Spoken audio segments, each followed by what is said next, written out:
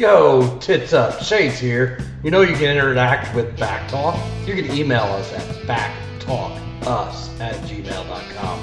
Hit us up on Facebook. The official page is BACC Talk. And the fan group is the Backpack Fan Page. Also tweet at us at BACC Talk. Now enjoy the show.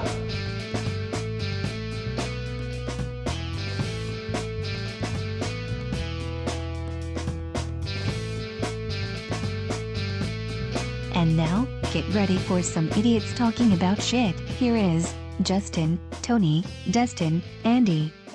It's BACC Talk. Happy New Year! Welcome back to a new episode and a new year of BACC Talk. Tits up, motherfuckers. We do this classy style too. We're gonna go red solo cup. Oh wow, it's the best of both worlds. That's right, classy style. Happy New Year, everybody. Sorry, I had to get that cork before my dog eats it.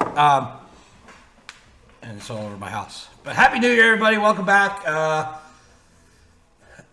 glad to see everybody. And we have a guest this week. And one of us is sick, and we'll make you guess who.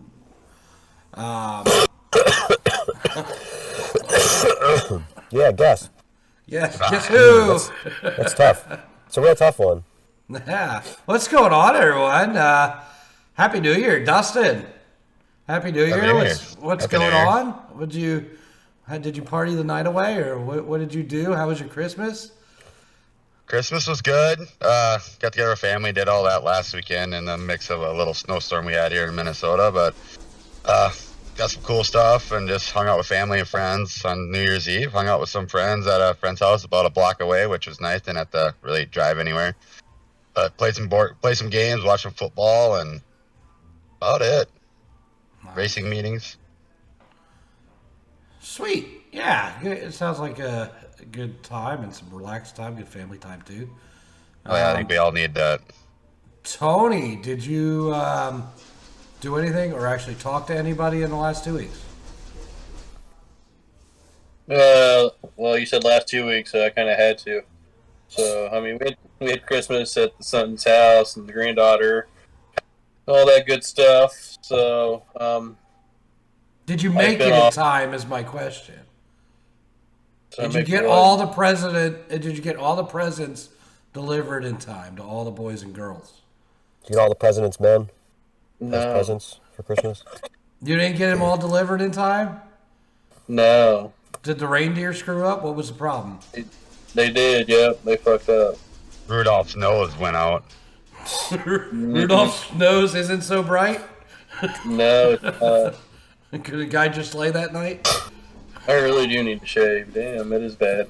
You look like Santa Claus. That's why you look like a worn out Santa Claus.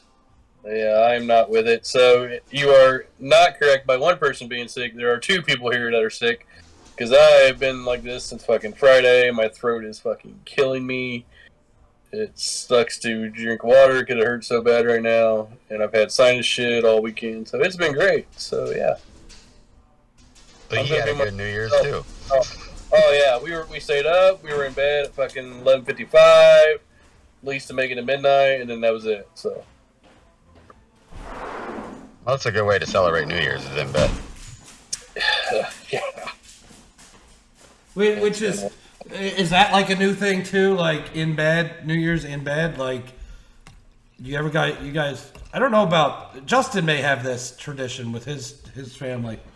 I know it's an East Coast tradition for New Year's, having Chinese food on New Year's Eve. Does your family do that, Justin? No, I don't remember that. I thought you were gonna say banging pots and pans in the street. Well, that too. That's the East Coast thing too. But yeah, it was always a Chinese food thing on the East Coast, New Year's Eve. And I got a buddy out here who lives out here in Indiana, who's also from the East Coast. He's from Massachusetts, and he has that same tradition. So it is an East Coast thing. But So you didn't Never have heard of Chinese food, which was going to bring me to fortune cookies. And do you say in bed after you read your fortune? I haven't in a while, but I have one right here. You guys want to try that trick? Yeah, let's read Justin's. It wasn't New Year's, but I did recently have Chinese food because I am a fan. But so I happen to have one here. Open up your mind. Let your fantasies unwind. In bed. That's a Yeah. good one. That's a good Yeah. one. That's... That one you don't even need. The in bed. You know. Right. So how was your Christmas and New Year's? Oh my God, it was good. I'm way overextended. I got sick, and I'm still sick, so I did New Year's Eve at fucking Jalapenos for karaoke, and it was alright. You know, a lot of the regulars came out. It was fun, but I was like getting sick in the process, so I was just ready to be done with it. And what was yesterday? New Year's Day? Yeah, I went to bed at like 11 and just got up for the podcast today, so been sick. That sucks because this was supposed to be our New Year's party episode. Yeah, but this is like a New Year's party for people like in realistically like our age. Like this is just what it is. Just hang out at home and do nothing, right? I mean, that's where it's 5 days of recovery.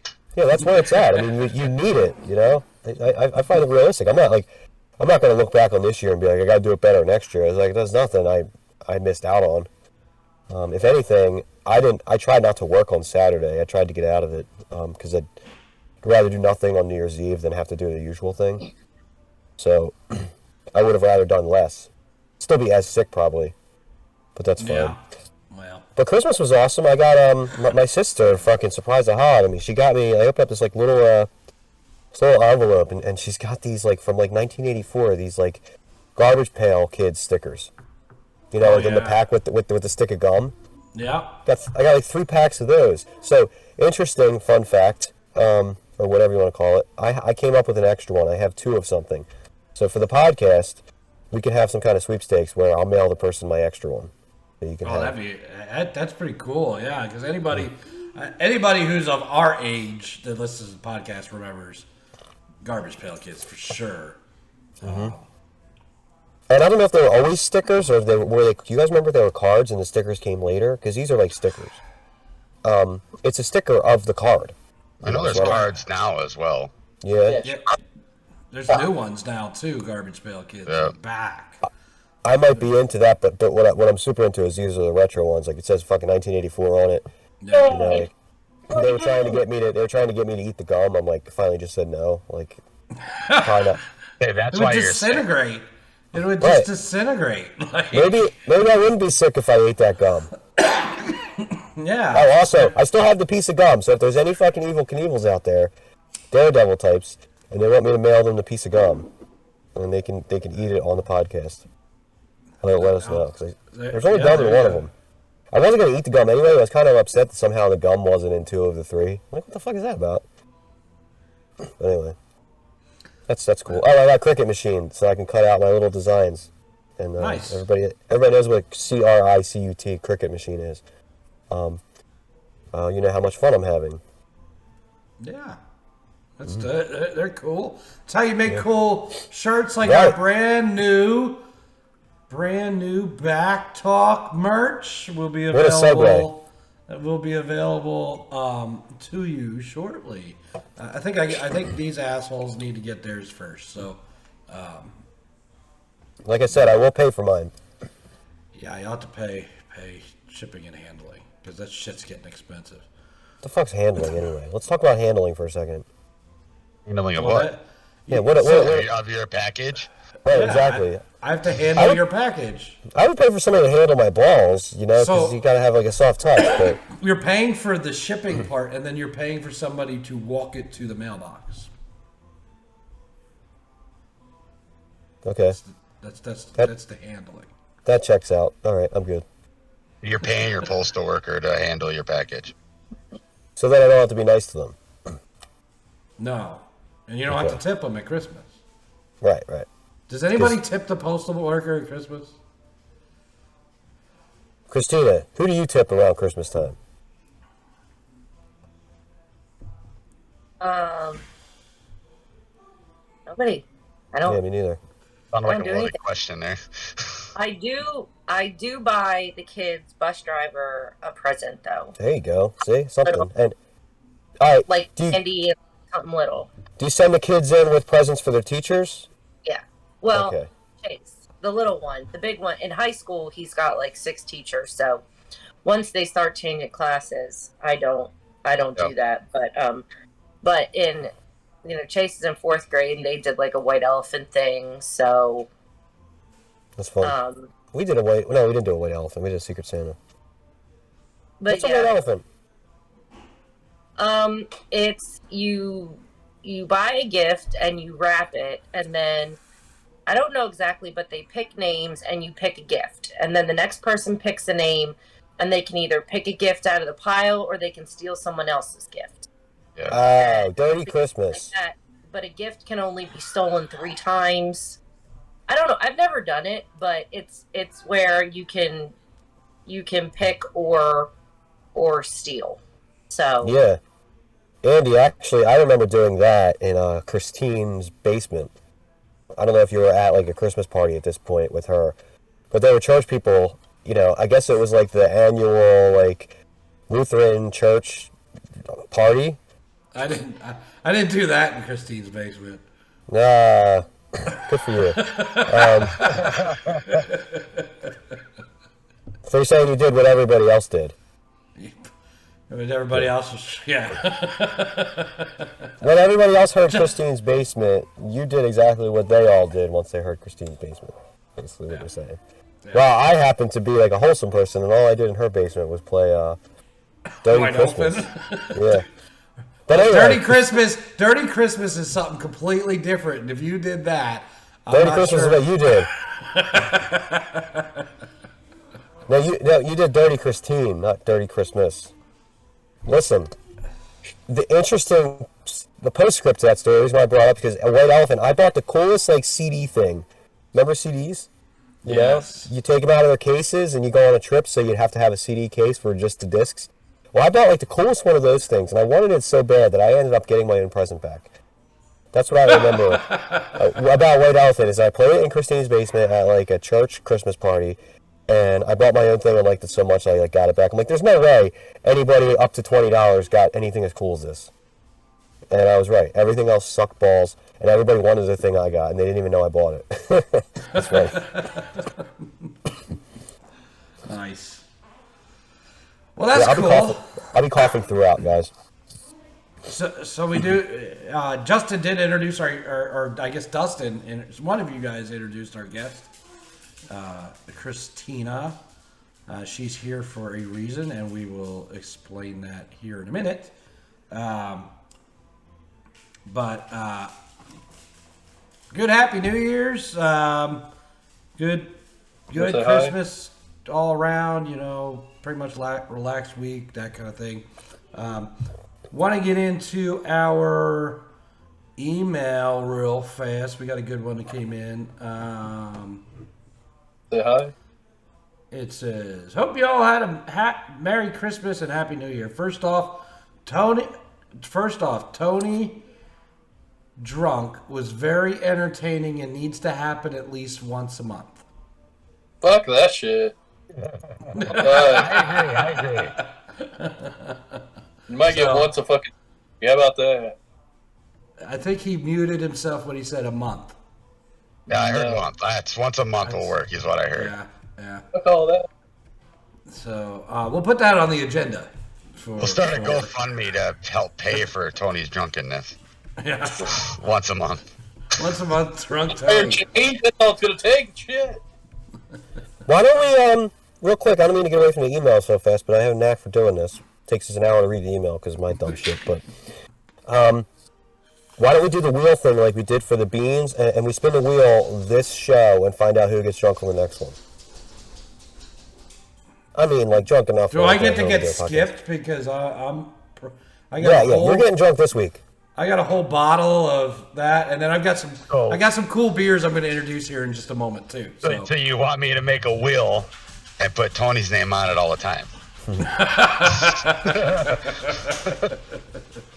Because I don't drink. I don't even drink on the podcast. Like I did in the beginning, but like I just don't usually reach for a beer. I'm not like thirsty for one, but it's fun to get drunk if like in Tony's sake where he doesn't drink a lot. So I don't know.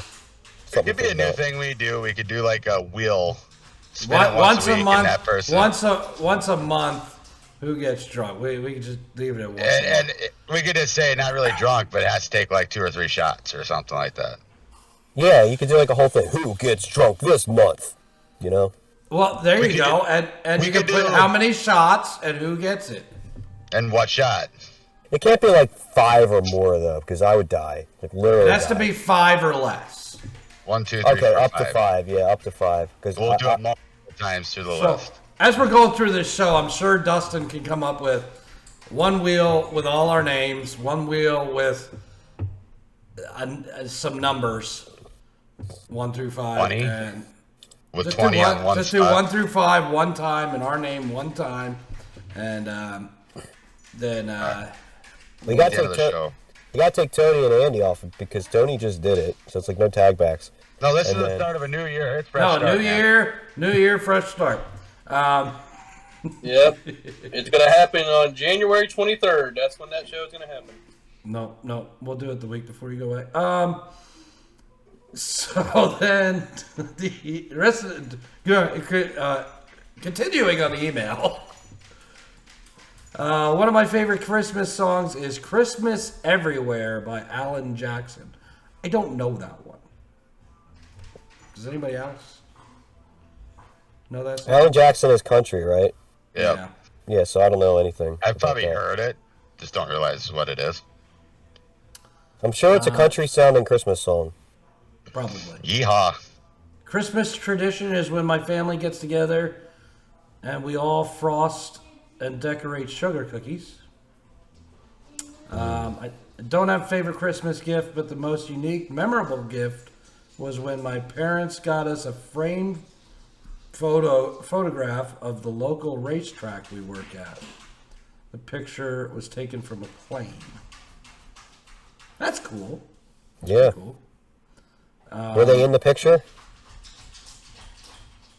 Probably in the stands, maybe. Depends if they're at that event. Yeah, do you guys wave it? Do you guys wave at planes as they go by if they're low enough? Oh, yeah. Yeah, me too. No. I hope somebody like on like a plane is like looking out, like some kid that's like excited to be on a plane, like that kid's waving to me, mommy. Like, no, he's not. You like, really yes, I think am. they can see you? Yeah, they get low enough. In those little planes, yeah. Dude, in Gloucester I've been City, up in 'em. in Gloucester City, the way they go over, I mean, the way it's set up, like I can't see in the window of somebody, but if you're looking down, you can see the ground. You could see like a little fucking ant waving to you. Like if I went outside and an ant was waving at me, I'd notice. That's all I'm saying. I don't know about that. You're not going to notice if you're not looking directly at, but if you happen to be looking down and you see me waving, you're like, holy shit, that dude's waving to me. Okay, I'll take your word for that. Yeah. Otherwise, we have to go up in an airplane and experiment. We will. We'll start burning money, you know, like when they do a bunch of dumb shit on the show, like that's something we'll do. Right. I would like Andy to read page 7 from his book. It's from the Titmaster. And if you have forgotten or missed the last episode, my Christmas gift from Tony was this book entitled "Why Are My Nuts in the Toilet Water?" And we have told everybody, if you email us and give us a page number, we will read from the book. Whatever page you picked, number 7 through, what did we say it was? I forget. Oh, cool. This is like the first page of the book then. 7 through 34. So 7 through 34. 7 is now taken, and I think we read 25. Because of Christmas Day. 25 last episode. So don't pick 7 or 25. So let's read page 7, and then we'll get Christina's take on page 7, which is the very first page of the book. And it's got a title. Do I need to read like a kid, like you guys are kids, where you can see it? No. Okay. Why are my nuts in the toilet water? Gravity, plain and simple. Older men have the same issue women have as they grow older. Only our issue is lower on the body.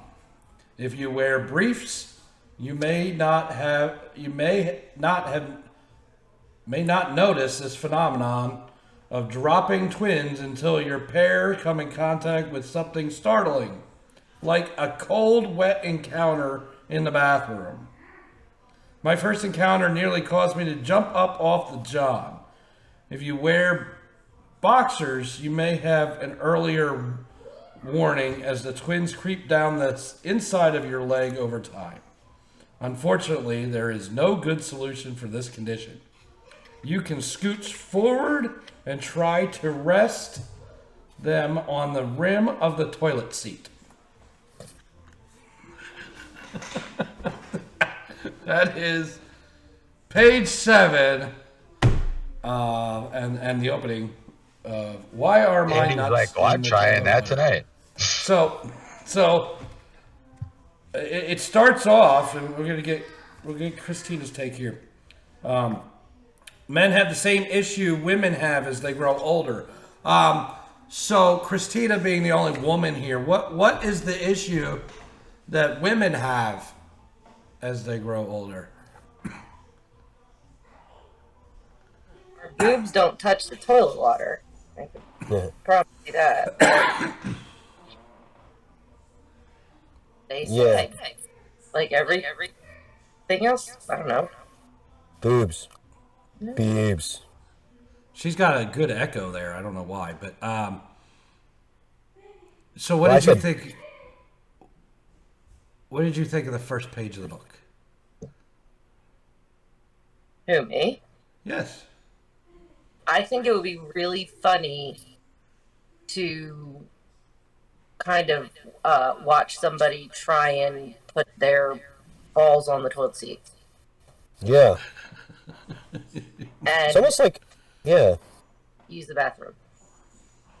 I was thinking, like, imagine, like, you walk in on somebody, right? Not so bad if, like, somebody's shitting, like, you're like, that's supposed you're not, like, you're nothing's exposed, like, I mean, other than, like, somebody's seen you shitting in the act of shitting. But, like, imagine you add, like, the person in that situation you, like, barge it on is somebody to put their nuts on the toilet seat. You know, like, you'd have questions. You'd be like, I'm sorry, and then you'd be like, oh my God, why are your nuts on the toilet seat? Now, this feel like that would poses be a problem, though. Like, understandably, you're sitting on the toilet because you're taking a shit. But a lot of the times, you know, when I'm sitting on the toilet seat, I also, when I'm taking a shit, I also piss. So if my nuts are on the toilet seat, I'm going to piss all down the front of the toilet. Yeah, Justin's like, whoa, mind blowing. Yeah, I'm thinking, yeah, you could put your nuts on the toilet seat after the pissing part, but then, you know, your nuts have already been in the water. Yeah. So, Well, if they're sinking that low to go in the water, you probably wrap them around. that sounds Yeah, painful. Are you like throwing them to the side? Are we doing like sideways nut hanging? Like flip them up over your shoulder type of thing? I don't know. That is not good shipping and handling right there. Be like Randy on South Park. You don't want them to, like, twirl. You ever sat on one getting into a car or something? Well, yeah. No. It's not fun. No. It's not fun. Yeah. You like that page is pretty good because, like, some of the parts, like, you say the same thing over and over again, but, like, some of the parts were, like, he was saying, like, if you wear briefs or something, you have a run-in sooner or later or whatever. But, like, yeah, I would assume my balls are going to be close to touching the water because I sat on them, you know? Like, and I'm like, how do I sit on my balls? Like, how do you sit on a part of your body? Like, just think about that. So do briefs come more into play as you get older to hold them up? I would assume so, yeah. I wear boxer briefs, so... Tony, have you ever sat on a nut or tried to yank him out of the water yet? We assume No, since you're Santa Claus. I mean, I guess I'm not at that age yet, so I guess I'm getting close to it. But no, I haven't had anything like that yet. So Not yet. Well, I guess we're getting close to the age. You Well, getting close to that in a age. couple of weeks when he goes on his little trip, they might start sagging more. Yeah. He's not paying attention. He's playing on his phone. Have you ever sat on anybody else's nut? No. Try to get information out of them? No, I it hurt? can't say I've done that one.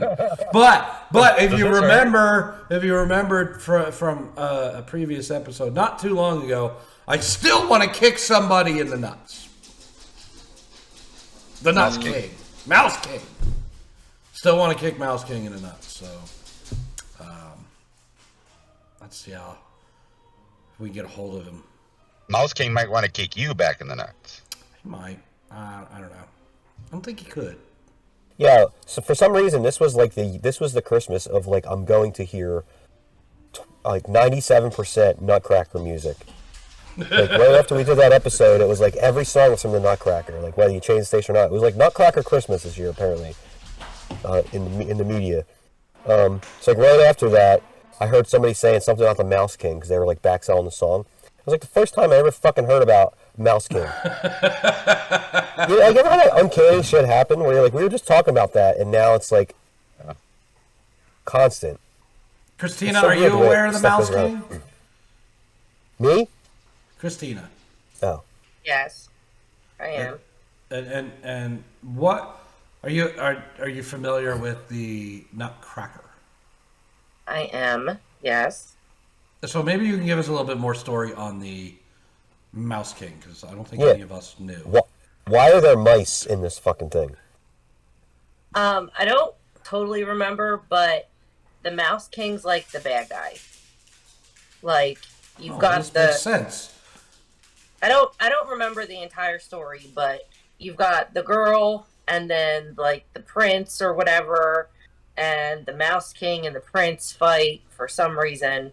It's been a long time since I've seen the Nutcracker, but the Mouse King is the bad guy in the story. So it's kind of like reverse Teenage Mutant Ninja Turtles. Shredder would be the good guy. Correct. Flip it and reverse it. Nerf it. Put my thing down, flip it, and reverse it. Well, that makes sense. You know, speaking of Mouse King, that next show is this coming Sunday. I guess we'll be attending that. That's what I forgot to say we did during the holiday break here, is we went to one of their shows in Madison. That's where they hold their regular shows. I don't know if I ever go back to Madison. Jeez. What? Why not? Fucking podunk town. Where's Madison? What state are you talking about? Indiana. Yeah. Okay. Must be a Madison in a lot of states, huh? It's just a fucking You're a town podunk town. I don't know. The people from there are just, I don't know. Is there a nice word for it? No. I don't think so. Podunk. I mean, I know you're talking about podunk. That's bad enough. Come on, I'm waiting for you to finish because I'm fucking born and raised in fucking Madison. So I'm waiting to see what he's gonna say. Oh, I didn't know that, dude. He's just looking at me stewing right now with his words, you know. You seem alright, man. Podunk town. You hear that shit, Dilly? You hear that? Look at that fucker. Hey, is the cat from a podunk town? The cat's from the podunk town in Madison too? Did you get that cat in Madison? No.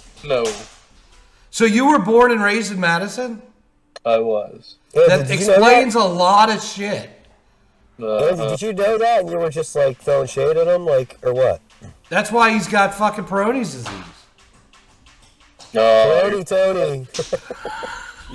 Happy New Year, Parody Tony. Is that like a thing? All the people from Madison have bent carrot? No. I guess You sure it's about that? Maybe it's from the power plant. Maybe that's what it was, like the nuclear water, you know, like from The Simpsons. Maybe that's what it is. Yeah. Well, They all got you're not three supposed eyes. to dip it in the nuclear water. They all got three. I mean, these people, 3 eyes, 4 heads, no teeth. Well, maybe that's why his nuts will never touch the water. Maybe. Maybe they never came down. Yeah. Yeah, I don't know at all. Ever step foot in that town again. So tell us why. Fucking, I don't want to hang out with the 3-eyed, 4-head, no teeth people. Look at Tony. I mean, just look at him. I'm older than him. He's the one that looks like Santa Claus. Oh, here we go. Mm-hmm. Now, okay, so you were talking about a wrestling show you saw there? Yeah. So what the crowd you were surrounded by is what bothered you? Like the show was still good? Yeah. The show was good. Okay, but the show- people around you were like questionable?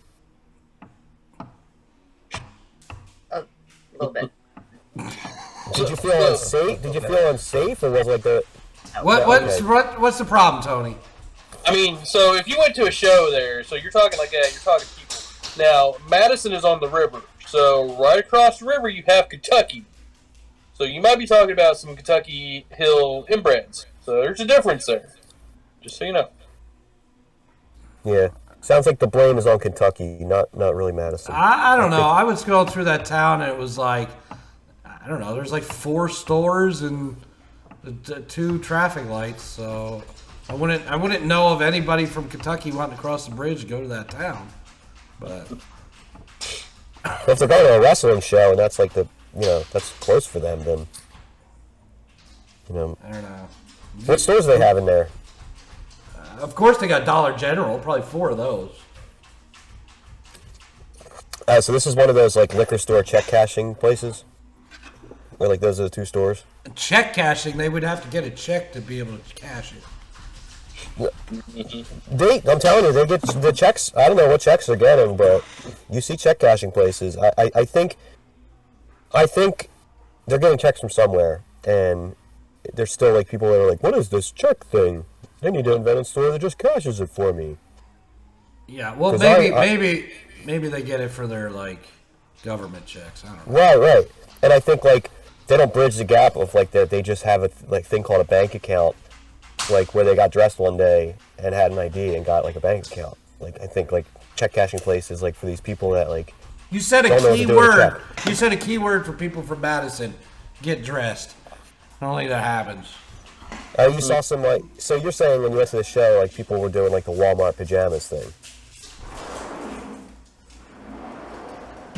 I'm gonna I don't know guess. about that. Wrestling fans in general, and we talked about this on the way home. Wrestling fans in general, no matter what level, are interesting people. It's like what carnies do for fun, basically. Kind of, yeah. Are you saying like meth and like drugs and stuff? Like, are you saying like that stuff? Like, are they that bad? I mean, just look at Tony. But I don't know. I don't think Tony's like on drugs and like, having like shitty conversations and talking about like their baby daddies. Okay, so he said he was born and raised in Madison, and how old was he when he had a kid? 14.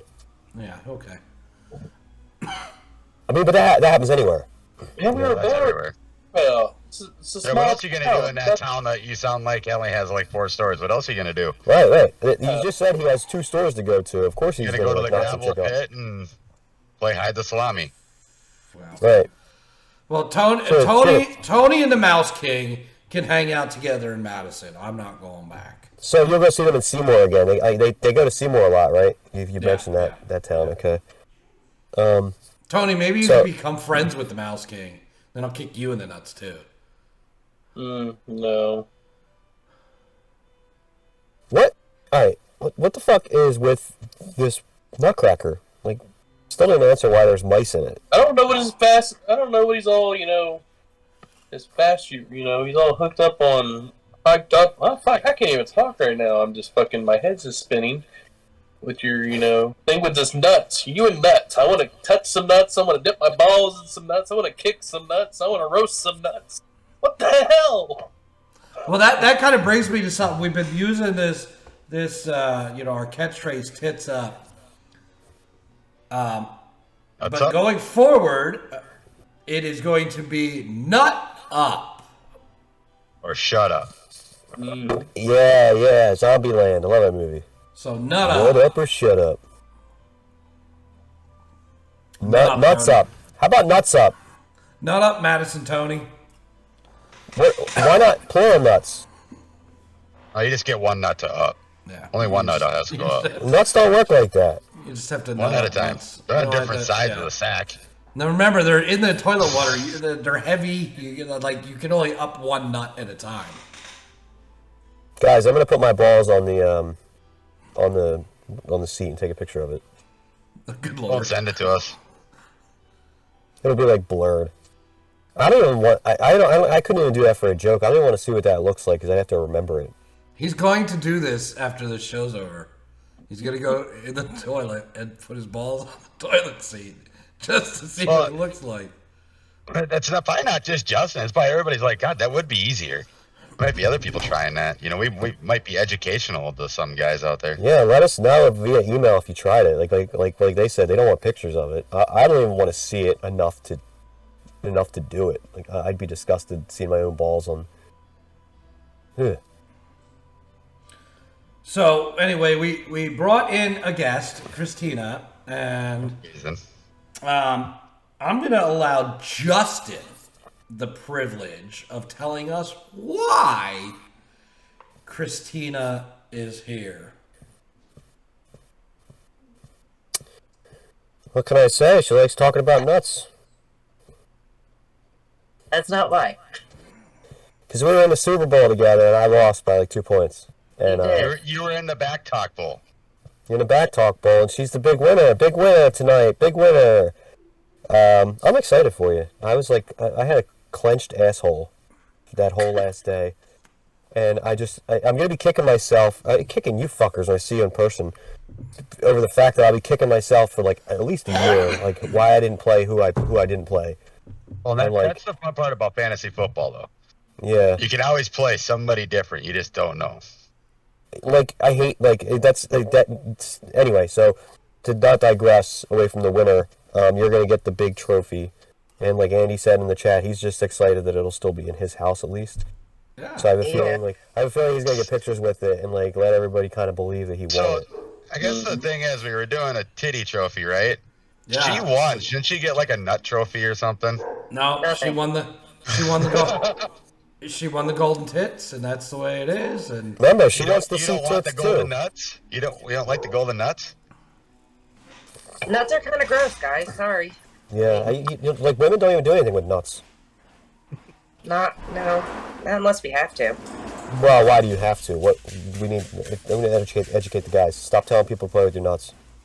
You get nut thing out of it. You know, I mean, if you look at the final season standings, I mean, there's a lot of trophies that go out to a lot of people. If we did the horse's ass trophy, that we're gonna finish below Justin. Right? How many horses ass posters? How many? Yes. Everybody but Christina. Right. If you look at the final standings, we all finished below you. Every one of us.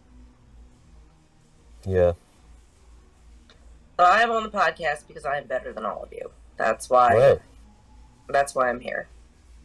Well, So- in my fantasy football season, I have 3 losses on the year, and they're all to Justin. So that does not bode well for me. so, Christina, this is your opportunity to speak to the world, because we are heard in at least 5 countries that I know of, as well as your fellow fantasy football league players. So The 5 would that you aren't here. Would you like to give a championship speech? Oh dear. I didn't have time to prep. I know. Well, the first thing is, my kind of running joke was that I'm better than Blair Patterson at everything, that he's never beaten me at anything.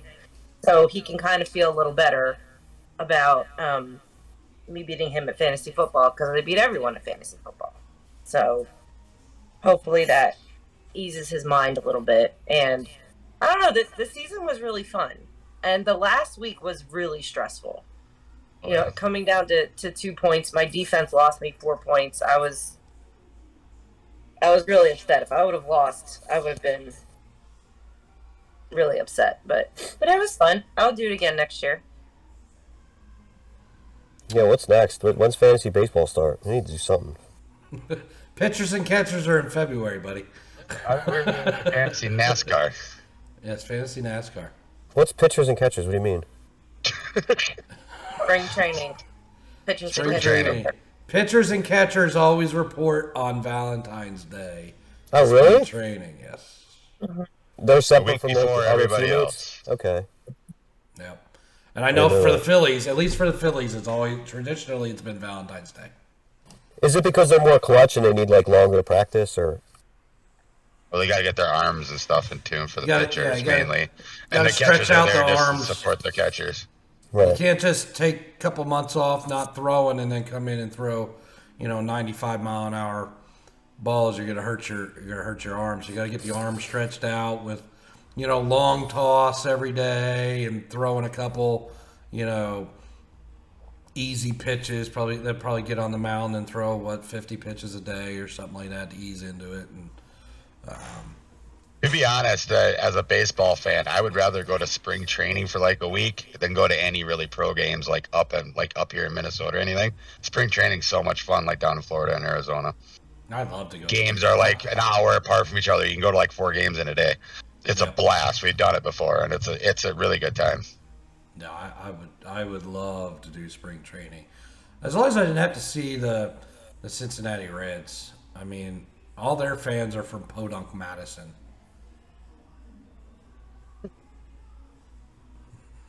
Man, So I'm surprised Tony just hasn't left today.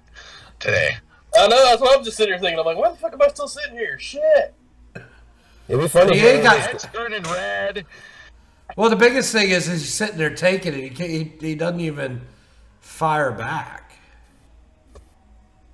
Well, you won't have to see them. They play in Arizona. How about that? Does that make you feel better? You don't have to get your feelings in fucking Florida. But I'm going to Florida with you because I'm going to fucking Disney World. Fuck your Phillies. Too far away Well- from where spring training is. Yeah, the Phillies are on the opposite side of the state. It doesn't matter. It's still Florida. I can still drive. It only takes And 2 the- hours to get across the state. Does it really? We were Like at 2.5 their. hours to get from like Tampa to like Daytona. No, you're full of shit. Yes, It's by far. the GPS time, yes. By the actual drive time, hell no. We did it. Well, you From were there Tampa when to- nobody was there. Because We went there on bike week. We went there during Daytona. Well, that's different. Yeah, you got everybody going to the track. But I'm just saying, you can get from Tampa to Daytona like 2.5 hours. We went from Daytona to Clearwater, and it was like a 4-hour drive. Well, that's It was- because you were on rush hour. On I-4, whatever that road is across Yep. Florida. It wasn't a rush hour. We left at like 9 o'clock in the morning. It was awful. Do you understand the words that are coming out of my mouth? All we wanted to not do have was a go problem over to with it. Clearwater. We were meeting some friends in Clearwater, and then we stopped. Of course, when we did it, we stopped by the Phillies stadium, but of course they were on lockout last year, so nobody's there. 2 hours and 45 Clearwater is minutes. pretty close. Yeah, 2 hours and 45 minutes is drive time. Per the GPS, it takes 4 hours because. And And you go right past Disney, so drop me And off did you on the know that also in February, Past Disney. is, and it's during Daytona week, is the Florida State Fair.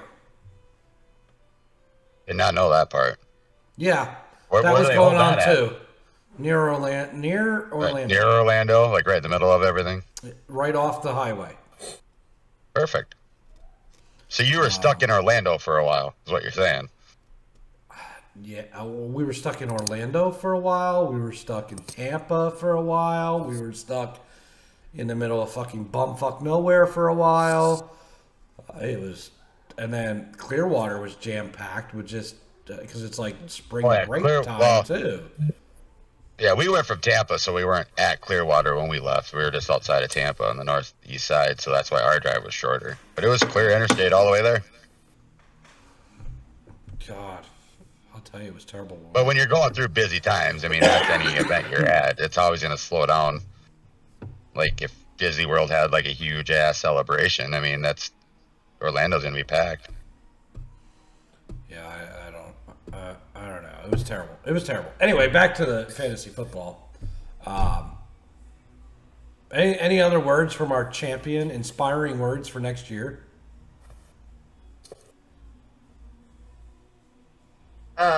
Pick Patrick Mahomes if you can. I don't know. I feel like he's the reason I won. Okay. But not really. Pray your players don't get hurt, like Jalen Hurts. Yeah. That's another reason I won. And No, I still got the points from Minshew. The Eagles suck now, but you know. Yep. So I wouldn't have gotten the points this week from Minshew, though. That's for sure. So here I got two questions for Justin. Going into the fantasy football season when we started, you had no fucking clue what you were doing. Figured you would finish dead last, and you ended up in the championship. What was that roller coaster ride like, and where are you at now with your fantasy sports and one, your knowledge, but also your desire to compete? Well, I always liked football and basketball. Baseball, I might do that fantasy. I'm not sure. I probably will gain a little bit of interest in it, but I did like football before. I just didn't like nerd out over like the stats. But yeah, I'll definitely do fantasy football again.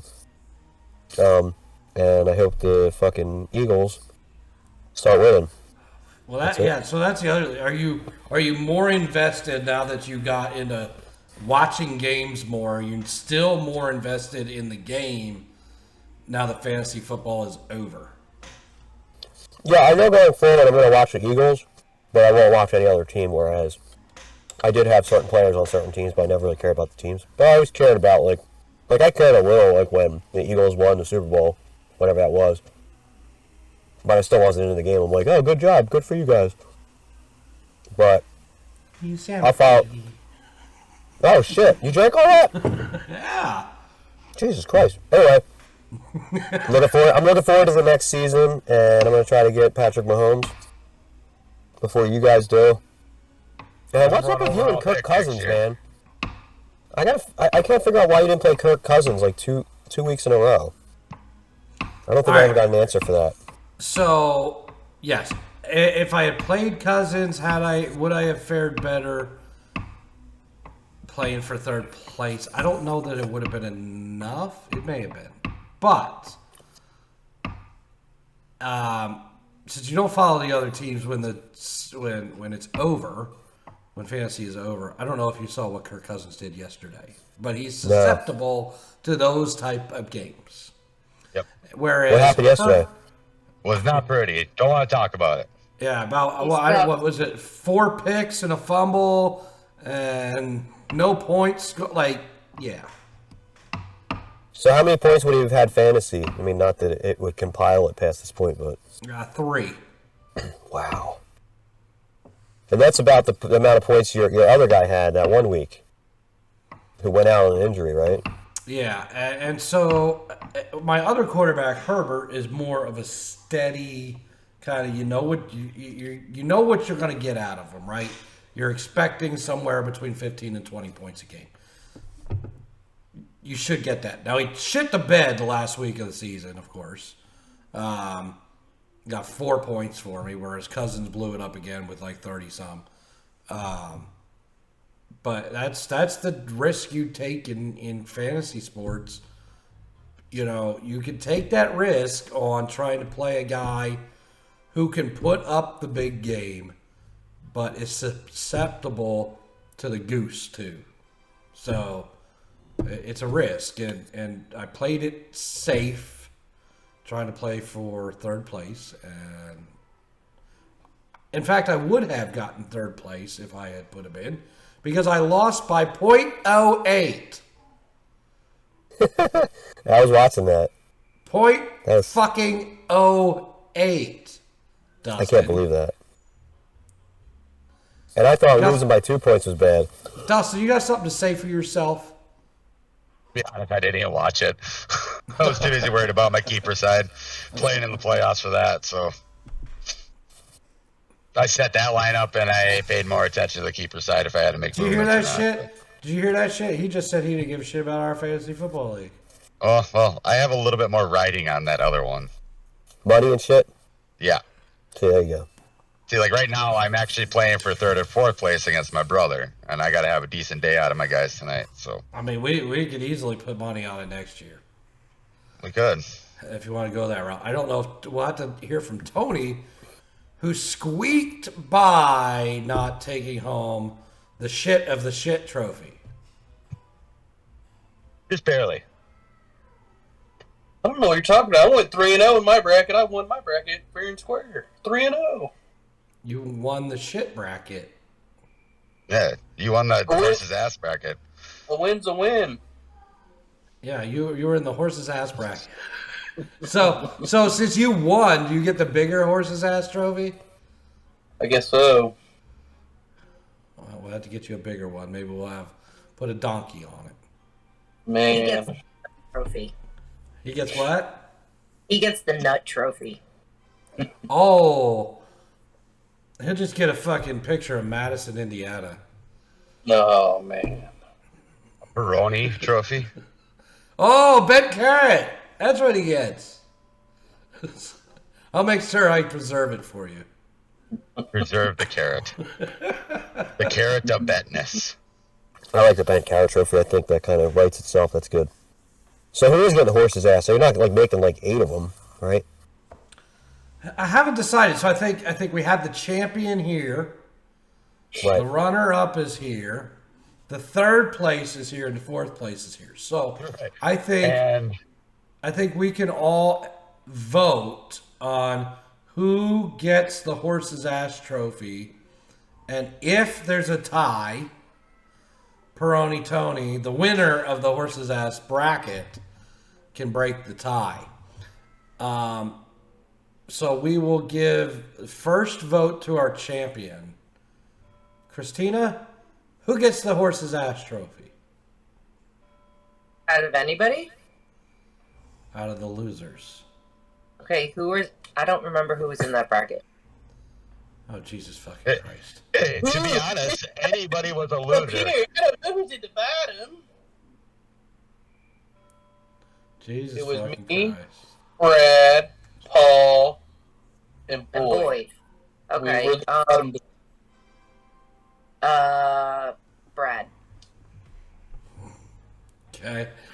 We'll go in order here. Our 2nd place runner-up doesn't get the Golden Tit Trophy. Justin. Brad. Who? Brad. Brad. All right. 3rd place, taking 3rd place by .08. Dustin. I'm gonna go Boyd. Okay.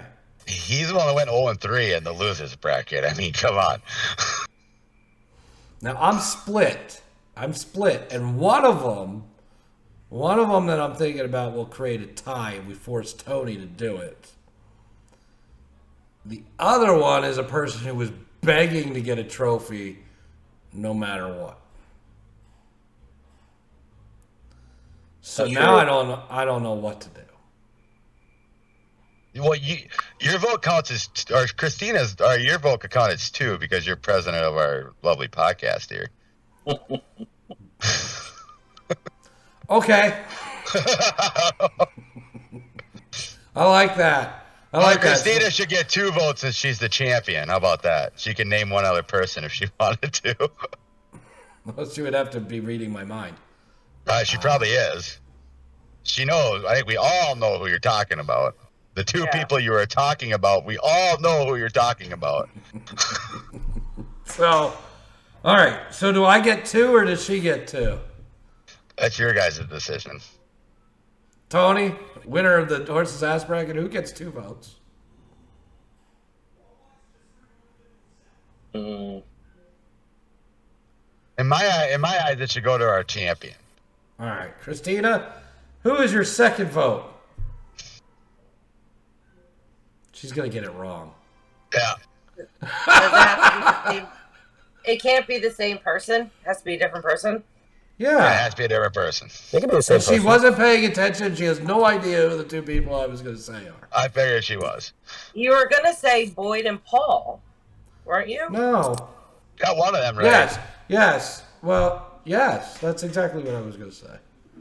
I thought gonna say- Paul was asking for a trophy. Is Paul has been begging for a trophy. Yeah. Yes? Yes. Am I wrong?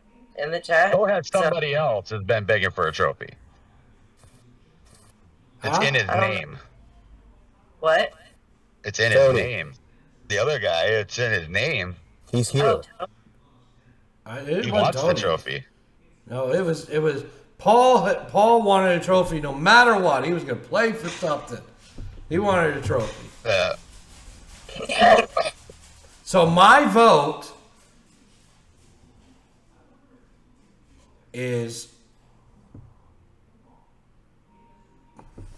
still doesn't create a three-way tie. You can do a two-way tie. Well, who came in dead Tony last? could still have a void. Okay, so Boyd so actually came in dead last. fine. My So vote who gets is the trophy? my vote is Boyd. Paul gets a vote because he wanted the trophy so bad, but he's not in the tiebreak. So it's between Right. Boyd and Brad to get the Horse's Ass trophy for the BACC Talk Fantasy Football League of 2022. And our Horse's Ass Consolation Bracket champion will break that tie now. As he thinks. Because remember, guys, we have to sportscast this because he doesn't fucking say anything. I beat one of them twice, and I beat one of them once. So I think I'm gonna have to go with Brad because I beat him twice and he talked shit this time. So it's gonna have to be Brad. Brad gets the Horse's Ass trophy. Makes Congratulations, fucking Brad. sense. He's now a fucking horse's ass and not a mouse. Ah. He's the horse's ass king. So I know we talked about, you know, in the new year we're gonna do some new things. One of my new things is going to be introducing everybody to new beers. Okay, and I found this awesome pack of beers. It's like a Christmas pack. So I'm going to introduce you to my three new friends. And the first one, Dustin, you will appreciate this. Oh boy. Oh boy. It's the Kilt Lifter. That we did make it to. So the Kilt Lifter, yeah, we never made it to the Kilt store, but it's the Kilt Lifter. So at some point I'll drink this beer and Christina will put on a kilt. have a kilt. We got to go to the kilt store for that. You might have to make another trip to Minnesota. The other one is called it's Golden Road, and the Kilt Lifter is made by Four Peaks Brewing Company. I'll have a review for everybody here shortly, but that's Four Peaks Brewing Company. I'm not sure where they are. I'm going to assume like Colorado or something like that. But the other one, next one is Golden Road Brewing, and it is called Christmas Cart. And it is a wheat ale with cherries and spices. The Kilt Lifter is a Scottish style amber ale. So, figured everybody kind of got that. But the other one, I think, it might not be my favorite beer. I'm not quite sure what kind of beer it is yet, but it might be my favorite can. So, I know we talked about favorite. Did we talk about favorite Christmas movies? Yes, I think we did. Did I say mine? I don't know if maybe we did. I know we did songs. I don't know if we did movies. Yeah, you said. Yeah, you told us it was a Nutcracker. No.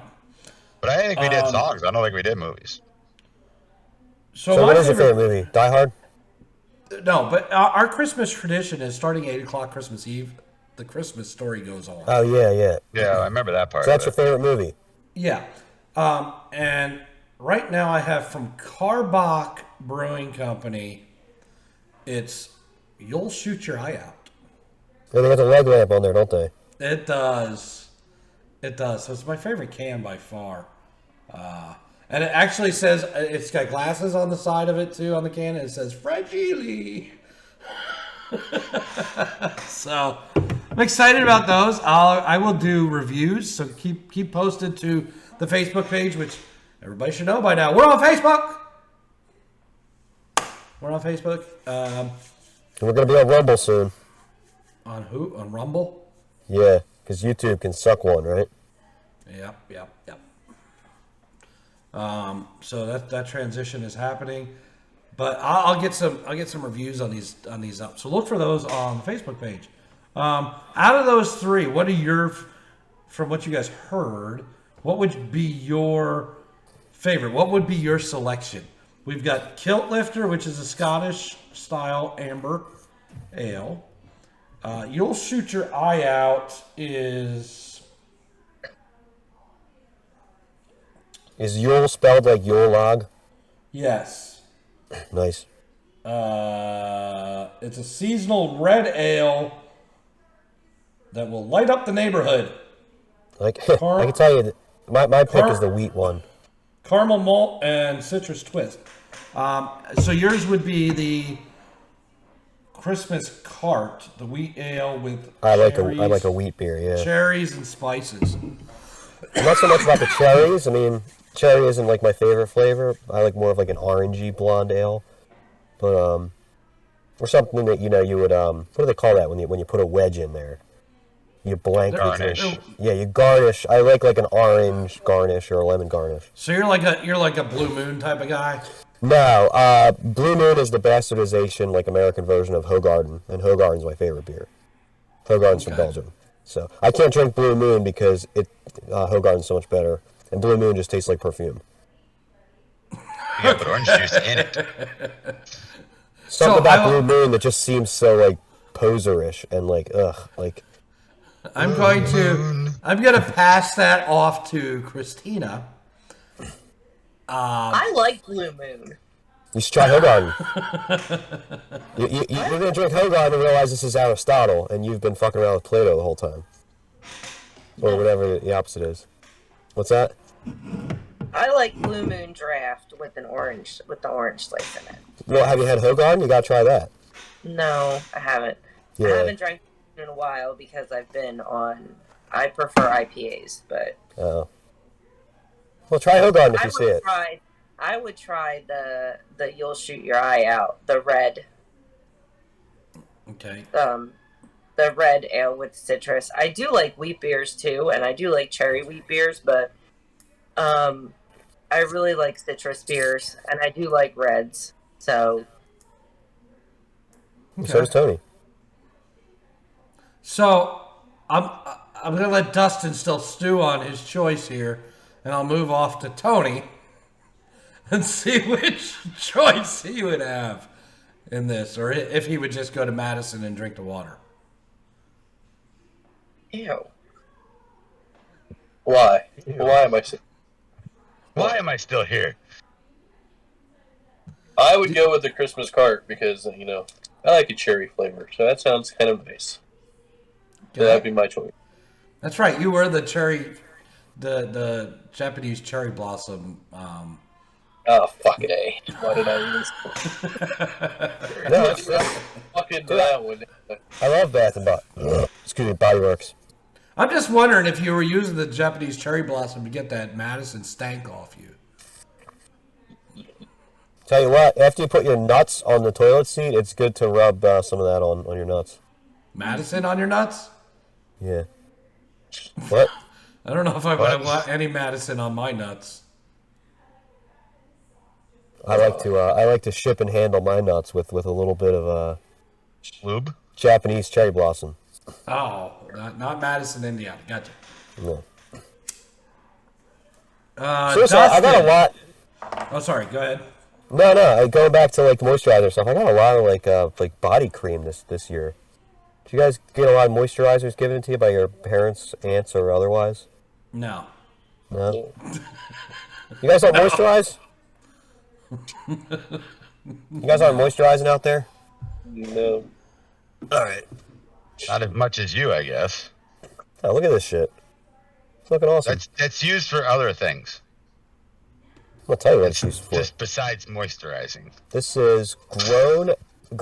I don't know how to say this word. Alchemist. A-L. It's chemist with A-L in the front. Alchemist. Alchemist. Grown Alchemist body cream. Oh, fun. Body cream. Maybe that's why you're sick. Yeah. Oh no. About to get sicker then.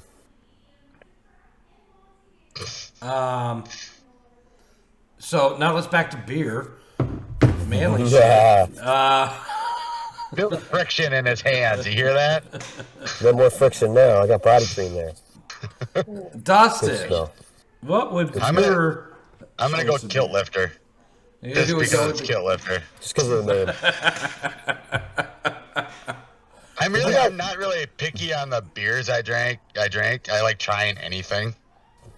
Like, Andy and Christina up in Minnesota, I had that hibiscus. Drinking that again, that sour one, just to get rid of it. But That is disgusting as shit. So, as anyone besides Dustin, and I say it's disgusting as shit, I've never had a sour beer because it sounds disgusting. not bad once But- you get used to it. Has anybody else had a sour beer? Mm-hmm. What do you think of the sour beers? This is sour flower power. It's not a good following day kind of feeling if you drink too much of them. No, it's like a sipping thing. I used to have Okay. whiskey sours when I turned 21. Yeah, whiskey sours. Those are pretty gross now. Well, I think sour as a taste comes along with spices too, like hot stuff. Certain people like hot stuff, certain people don't. Sour, and they feel it the same way. I mean, like watching some people eat like Sour Patch Kids, they're like, oh, they're so gross, and you get some people like, oh, this ain't bad. It's not like Now, they I make like different Sour versions of Patch them. Kids, but just the idea, when I think drinking something sour, I automatically think sour milk. Yeah, but that's chunky. And that would make me throw up. Why? Why? Did you drink a lot of fucking sour milk down in Madison, Indiana? No, I'm just wondering why you think of fucking sour milk when you think of a sour drink. Because I've never had any other sour drink or really heard of any other than fucking sour You're beer. the one that drank the sour milk. Hey, how often have you had sour milk? I mean, it only takes one time, I understand, but like... Yeah, just one time. Apparently, they drink it all the time in Madison, Indiana. Well, like margaritas are sour, like things that are lime flavored. Yeah. Yeah, but then wouldn't it be just like a lime or a lemon flavored beer versus a quote sour beer? What about sauerkraut? I don't know if that's really sour. Sauerkraut. He hates sauerkraut. Yeah, me Oh, too. it goes great at a ball game on your broad, right, Tony? I love sauerkraut. He hates it. It's disgusting. It's not like going to a baseball game, getting a nice big brat, and putting a bunch of sauerkraut on it. Yeah, Oh. I can't. I hate when you say yes to a hot dog and then you see that they made it in a vat of sauerkraut, and then you're like, never mind. Or just how they make a hot dog, period. Yeah. Ugh. Sometimes I really want a hot dog though, but then I'm like, why am I eating this? So, all right, you're drinking on the sour beers now, but what is like, aside from, saying a Miller Lite or a Coors Light or something like that, what would be your favorite, like, I guess, craft beer, Dustin? Like Guinness, probably. See, I can't drink that either. That's like fucking Like Guinness stale. Blonde would be my Stale go-to beer. Guinness the is blonde a stale Craft coffee. beer, though. I don't know.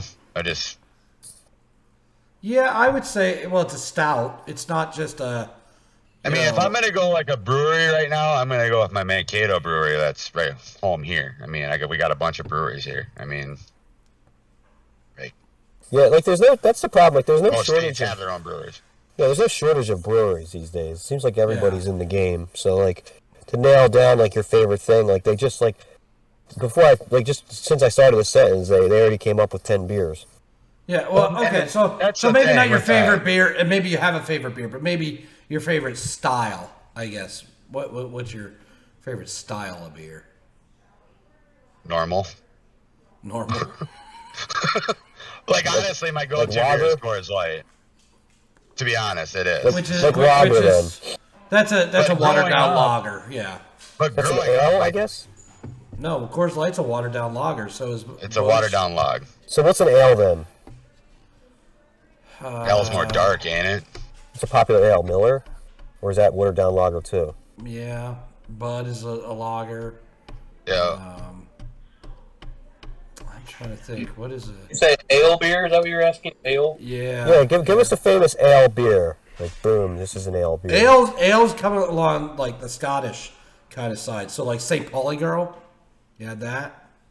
Maybe, yeah. I would think that'd be like a watered down lager. Like, I don't know. Yeah, it says Sam Adams. Sam Adams has a Okay, lot of all the ales, Sams, yeah. What about Heineken? No. Heineken's, yeah. And it's a pale lager. Heineken I like. I had Heineken in like the country it's from, and that was a lot different and also really good. So Justin, what's your favorite style of beer? Like I'm telling you, like I would grab that beer from you, the blonde one, because like when I choose to drink, I would like to grab like a blonde. So kind of in line with like what I prefer in the ladies as well. Nice. Christina, you've already said IPAs, certain kind of IPAs, or just IPA in general. I really like either grapefruit or orange, some kind of citrus IPA. There's a brew dog out of Columbus, Ohio, has a grapefruit IPA called Elvis Juice, and I think that might be my favorite IPA. Tony, what's your favorite beer? The fuck you asking me for? Mountain Dew. Mountain His Dew. his favorite beer is Madison Tap Water. You know they have beer there too. They have breweries. You know, maybe next time you're there, you should drive, a couple miles down the road and get you some beer from the what's it called, Maddle Paddle or? Oh, that's right. That's right. Madison's like the home of the drive-through. See, they're so fucking lazy in Madison. They have the drive-through liquor stores. No, we're not Kentucky.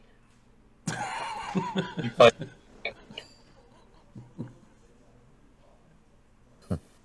So according to this list I got, we're talking about ale beers. I mean, Blue Moon is technically an ale beer, Well, yeah, that's a wheat ale. right? I mean, Yeah. like Yeah, when I said Guinness, blonde Guinness ale, I meant Proud wheat. is an ale dry stout or just a stout. Voodoo Ranger sounds like an interesting beer. Voodoo Ranger is an IPA. Yes. There's- Well, but it's they have it's different underneath styles. the category of ale though too. They have different versions. Voodoo Ranger has different.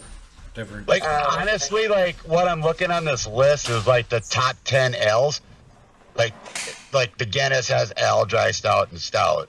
Blue Moon is an ale, wheat ale, or wit bitter, or whatever, however you say that word. Like Voodoo Ranger is ale, imperial, or double IPA and IPA. I mean they're all like in that range. I mean Maybe a Two-hearted. brewmaster. Maybe a brewmaster can email us and tell us the differences in what makes a different style. We know what IPAs are, right? They're hoppy beers, but like what makes an ale, a lager, a lager. Somebody could email us that and let us know. backtalkus@gmail.com. But for now, I'm going to go ahead and lift your kilt. Nut up. nut up or shut up. It's pretty good. All right, so that's a little something I'm gonna bring to you here in 2023. We'll bring you some different beers. Maybe you can find them or whatever. Give them a shot. I'll give you some reviews. Kind of have one little thing, one last thing I want to kind of talk about, and that is, I guess I don't know how to put this, like chain of command, right? Like, Tony would kind of understand this being in his business. He's got so many different levels of management at Home Depot, right? I think most companies are like that, though. They have different levels of management. Yeah, and Tony, you've been there a while. You've been in management, like so. How does that kind of how does direction kind of trickle down to you? Like as a lower tier manager, how do they give that directive? How does that trickle down to you? Well, I mean, I guess it depends on how high you're talking and starting from. So if you're talking like CEO all the way down, or are you talking like, regional and district levels, I guess. I don't know. Yeah. So like as a department supervisor, who gave you and how did you receive your directive? And before that, were you actually prepared knowing what they were going to be giving you, or was it just kind of like, hey, this is what we're doing? Some days, I mean, you kind of knew what you were getting into. Some days you didn't, because most of the time it just came from like your ASMs or your store manager, depending on the task, I guess, that was at hand. And, then they got it from their boss, basically, in most cases. If it was like a company-wide thing, or if it was just like a regional or district thing, depending on who it would come from. And then you got to be the man to give it down the line to your people and go from there. So yeah, it starts all the way at the top and it rolls off. Right. So like on your end, were you able to? So you're given a directive, right? Are you able to push back on that directive and say, like, I'm not going to do it that way. I'm going to just do it my way? Not necessarily, no, because most of the time it came from somebody else up higher. So, yeah, it's their way or their way. That's it, pretty much. So, like, but were you, like, and you weren't always prepared as far as what they wanted you to do, right? Like, it could change daily, it could change weekly, it could change monthly, it could change whenever they felt like changing their underwear. Yeah, pretty much. And your job was to just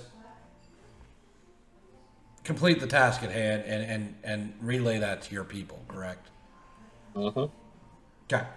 Has anybody been in a job where they feel as though they can turn around and tell the person, next up in a chain of command that, like, no, I'm not going to do that. I'm just going to do it my way?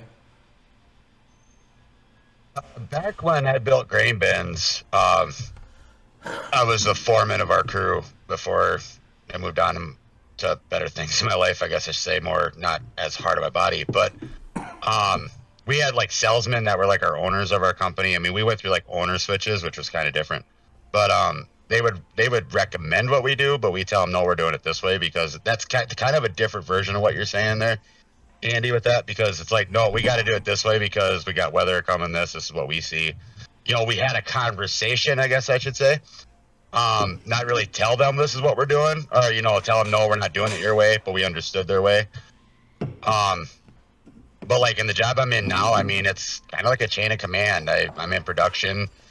I run a big digital printer, so like we have our, like in our case, we have our owner, production manager. We have our leads, and then we have workers. I mean, I was a lead for a while, and I kind of felt how that was. The owner related to the production manager. The production manager relates stuff to the lead, or it just worked its way down to us as workers.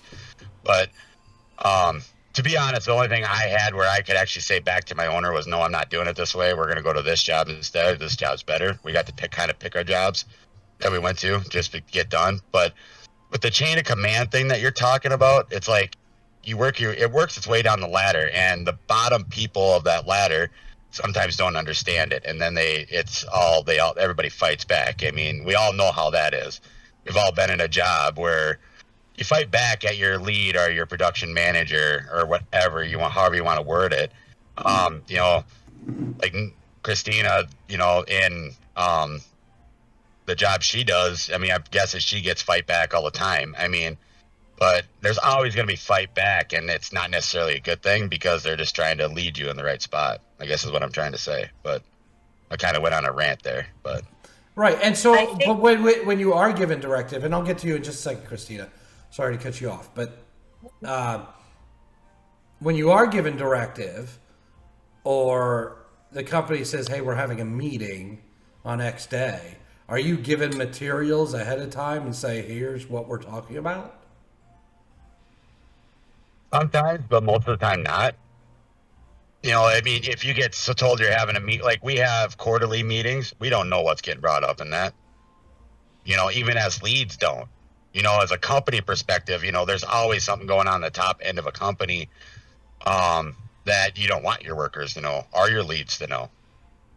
You know what I mean by that? I mean, then it gets handed down to them, and then it's like the little things that get handed down to like the leads of a product, like our production company, that get relayed to us, but the major stuff is usually handled by the owner or like the production manager.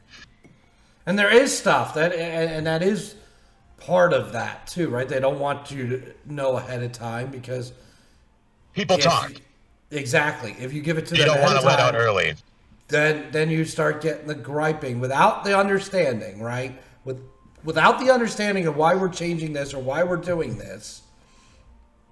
The griping starts, right? Oh, and then everybody has a negative connotation going into that meeting. And Christina, you could probably speak to this, right? So, what do you got on this?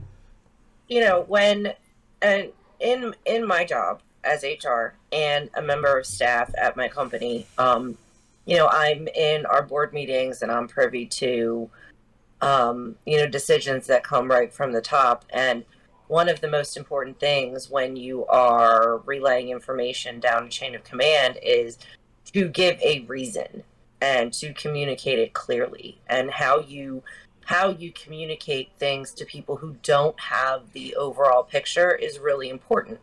I mean, if there is a labor law that changes and we have to change something, and I just say, hey, you have to use this timesheet that's a complete and total pain in the ass, and I leave it at that. You walk away. There's gonna be griping. Like, why do I have to do this? We have to use this different timesheet. It is more difficult, but we have to do it because the labor law XYZ whatever. You know, and then on top of that, I'm assuming even after you explain what you're doing and why you're doing it, I'm sure you open it up to them during the meeting to questions and comments.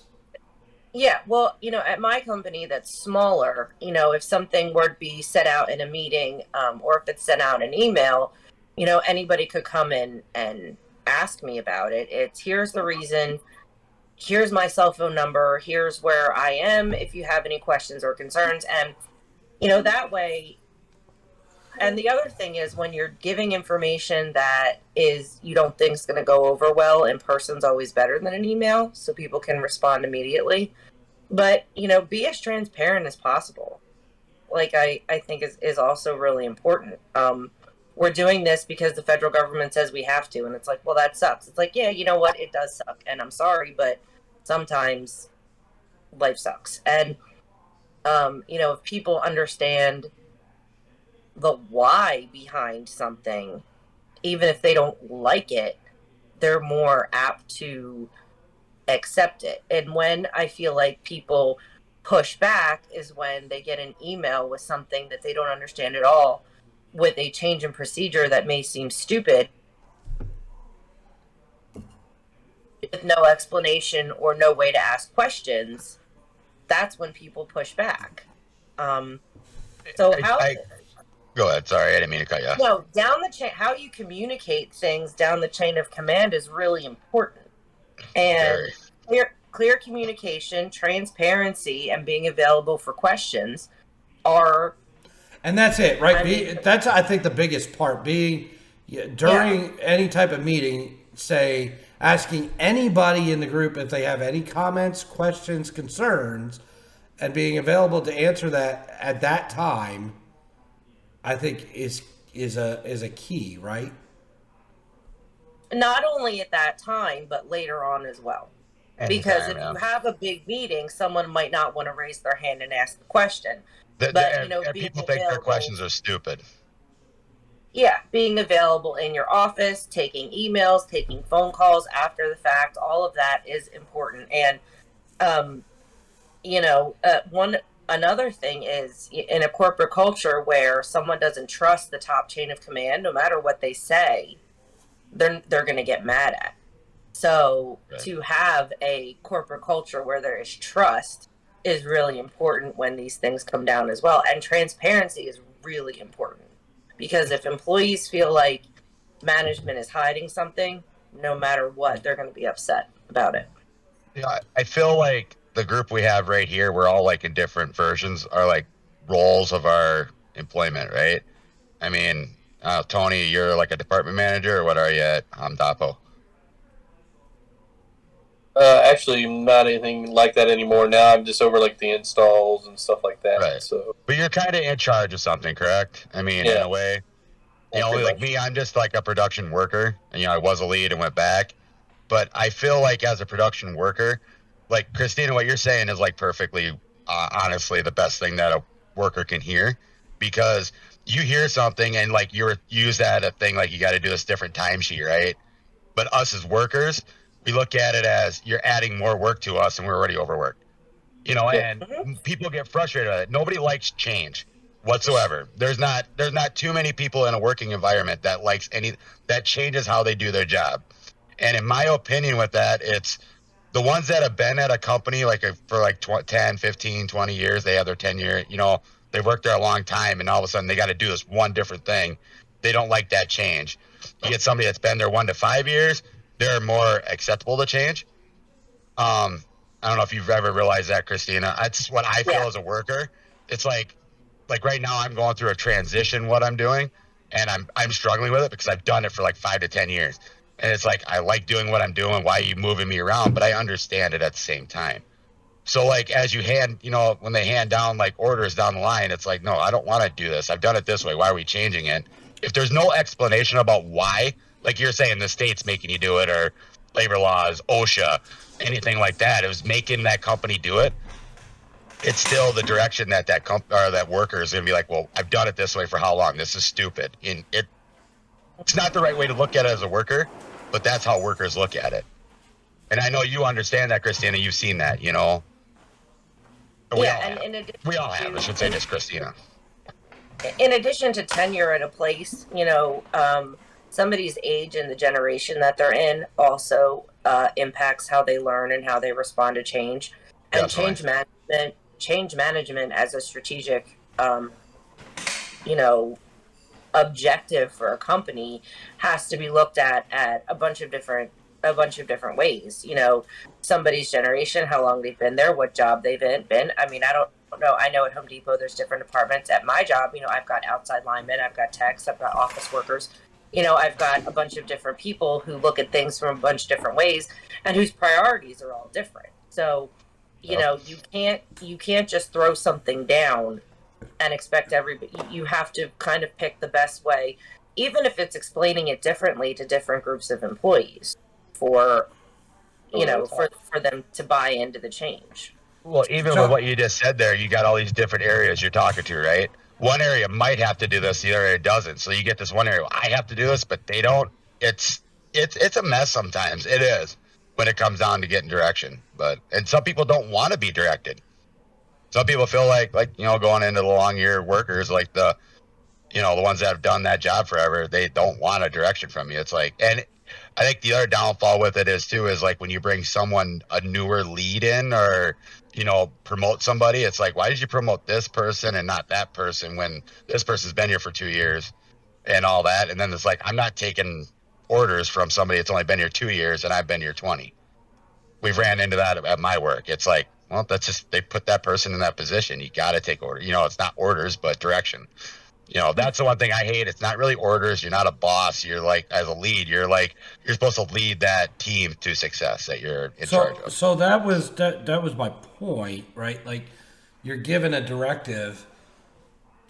You don't really have a choice. Your job is to fulfill that directive because that was given to you by the person above you. Right. And with that though too is that, like, me as a production person, I guess what I want to say there is, like, if there's a direction given down from up top down to the workers, the up top's kind of got to listen to their workers in the same aspect, in the same way. And it's anything we do. I mean, in anything in our life, you know, like, I've built boats for a long time, and we had like people come, like engineers come and show us how to build a boat, and it's like, no, you got to do it this way, otherwise this ain't gonna work. So, you know, but you know what I mean there. Remind me in a minute, Dustin, keep this in the back of your head. Remind me to address the part of listening to the workers. Okay. Justin, I want to. We haven't heard from you on this subject. If you have anything to add, I know you're not feeling well, so you're trying to be quiet. But have you been in a position of leadership, or where you have taken directive, or pushed back, or when you get directive that you don't like, how do you act?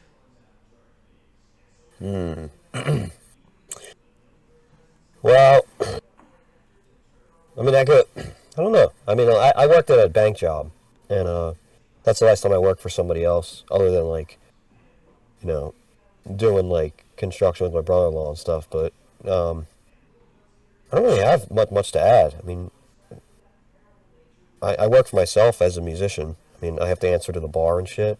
But other than that, no, I got nothing to add. Well, you talk about that, Justin, and you're like, if you're doing something, and then, like, in that aspect, it could be like the bar saying, like, handing down direction to you on what they want you to play and what you want to do that night. I think is where Andy's going with that. Even in construction, right? Maybe you're working on somebody's house, and they change the direction of where they're going on what was agreed upon originally. Right? Oh yeah. Well, that's a fun story. I don't know if it fits into this, but at least it reminds me of a fun story. We did this guy's, like, a lot of stuff in his house, so we were there for, like, weeks and weeks, just doing different stuff. And one of them was, like, painting, like, multiple rooms.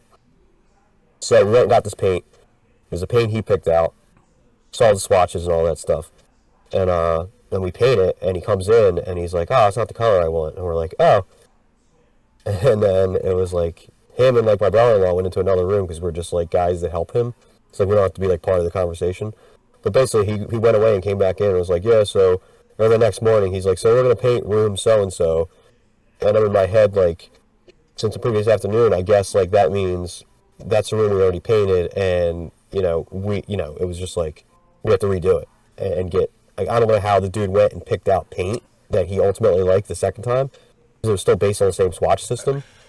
But I guess he picked something, and in his brain, like, was like, this will look better because I'm getting him to do it over. Looks like Tony has something on that. Yeah. I can answer that. What? I can answer that because I've actually worked in the paint department, so I can actually answer that. So on those swatches, plenty of canned. It also depends on what finish it had too, because on the swatches those are flat, and if you're in a store looking at them, you're looking under fluorescent light. And when you get home, and when you paint on your ball, you have natural light coming in from sunlight, so it can make it look like a totally different color.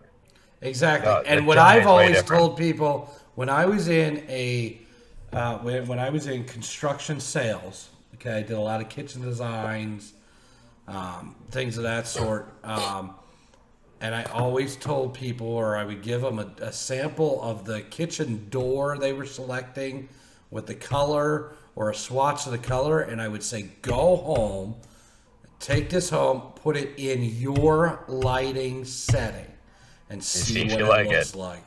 Exactly. Because you pick it out in the store, and Christina will attest to this. We have painted multiple rooms in this house. She had no idea what we were doing.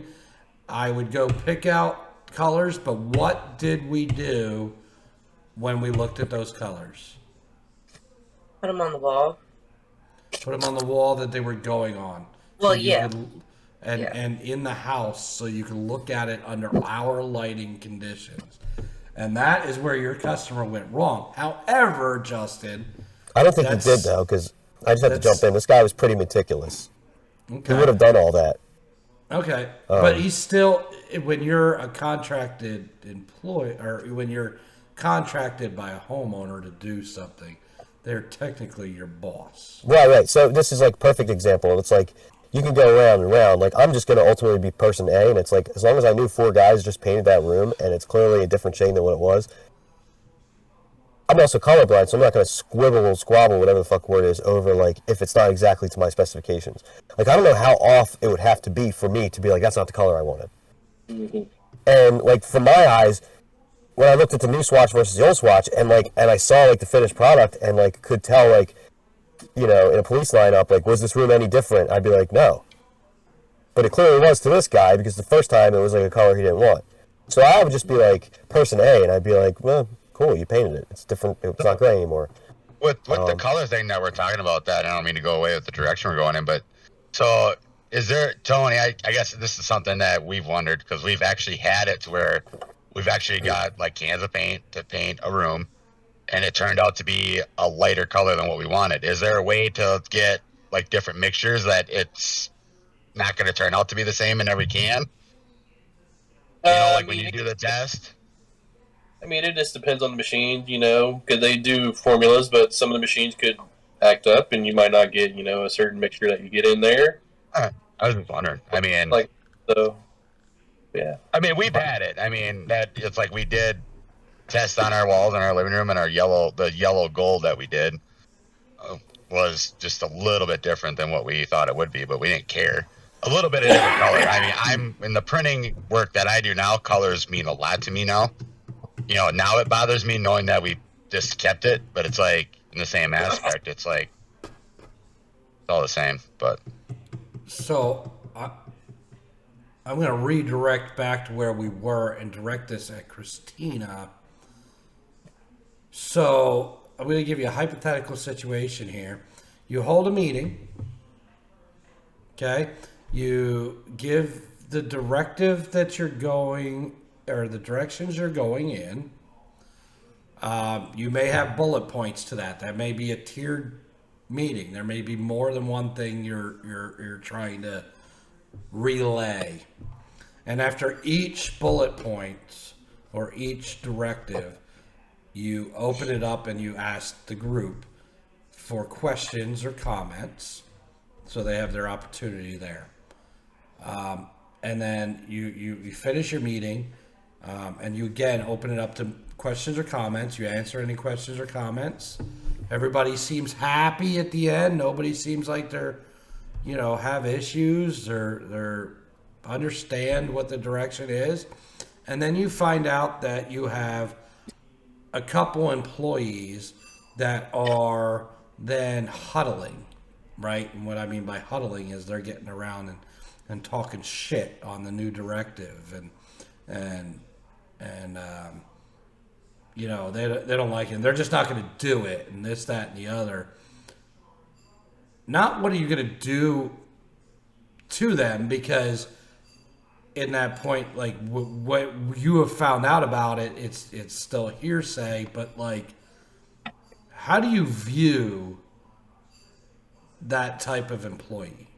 They didn't come to you, and maybe they had questions or comments afterwards, and they didn't bother coming to you personally or anything. They just decided to huddle up and create this cancerous conversation, I guess. In your hypothetical thing there, Andy, I would say, like, in my aspect, it would be like the leads talk, like the workers / leads talking to each other about stuff, not going up to the higher ups. Is that what you're kind of saying?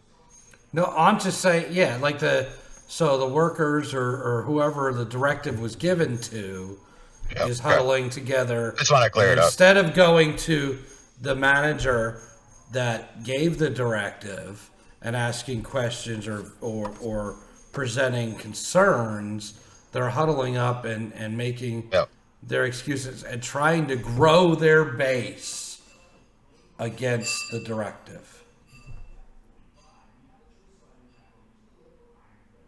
Okay, so there's How do a you couple view things. those people as like as employees going forward?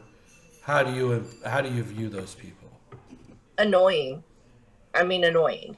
Just I've dealt with that kind of thing, Are and they it's irritating. trustworthy? Are they Um, cancerous to the group? Are you know, they? it really, I don't think somebody, because I'm thinking of stuff that's happened in my workplace. You know, trustworthy. All right. So here's I the thing. don't. Here, hypothetical situation. You are my boss and Dustin's boss. We're on the same level, me and Dustin. You tell us to go shovel shit. You say, do you have any questions on how you have to shovel shit? And we say, well, how would you like us to shovel the shit? And you tell us how you would like us to shovel the shit. And then we say, well, where would you like us to put the shit after we shovel it? And you tell us where to put the shit when we shovel it. And then we say, okay, we understand now, meeting over. Then me and Dustin go over here all by ourselves and go, the fuck's wrong with her? I'm not shoveling no shit. Like, are you shoveling shit, Dustin? We need to tell the rest of the crew we're not shoveling shit. I'll shovel the shit, but I'm not going to put it where she tells me to. Okay, so in this I'm playing the role there. so in your particular scenario, you guys discussing shoveling shit and how much you hate shoveling shit technically is discussing your terms and conditions of employment, which is protected by the National Labor Relations Act. So you can have those discussions about how much you hate shoveling shit and even how much you don't like me for telling you to shovel shit. Now, so But that's not my if I've question. heard that, How do you view them as a future employee let me in let your me company? let me finish. There's parts to this. You got to let a woman finish, Andy. Let me finish.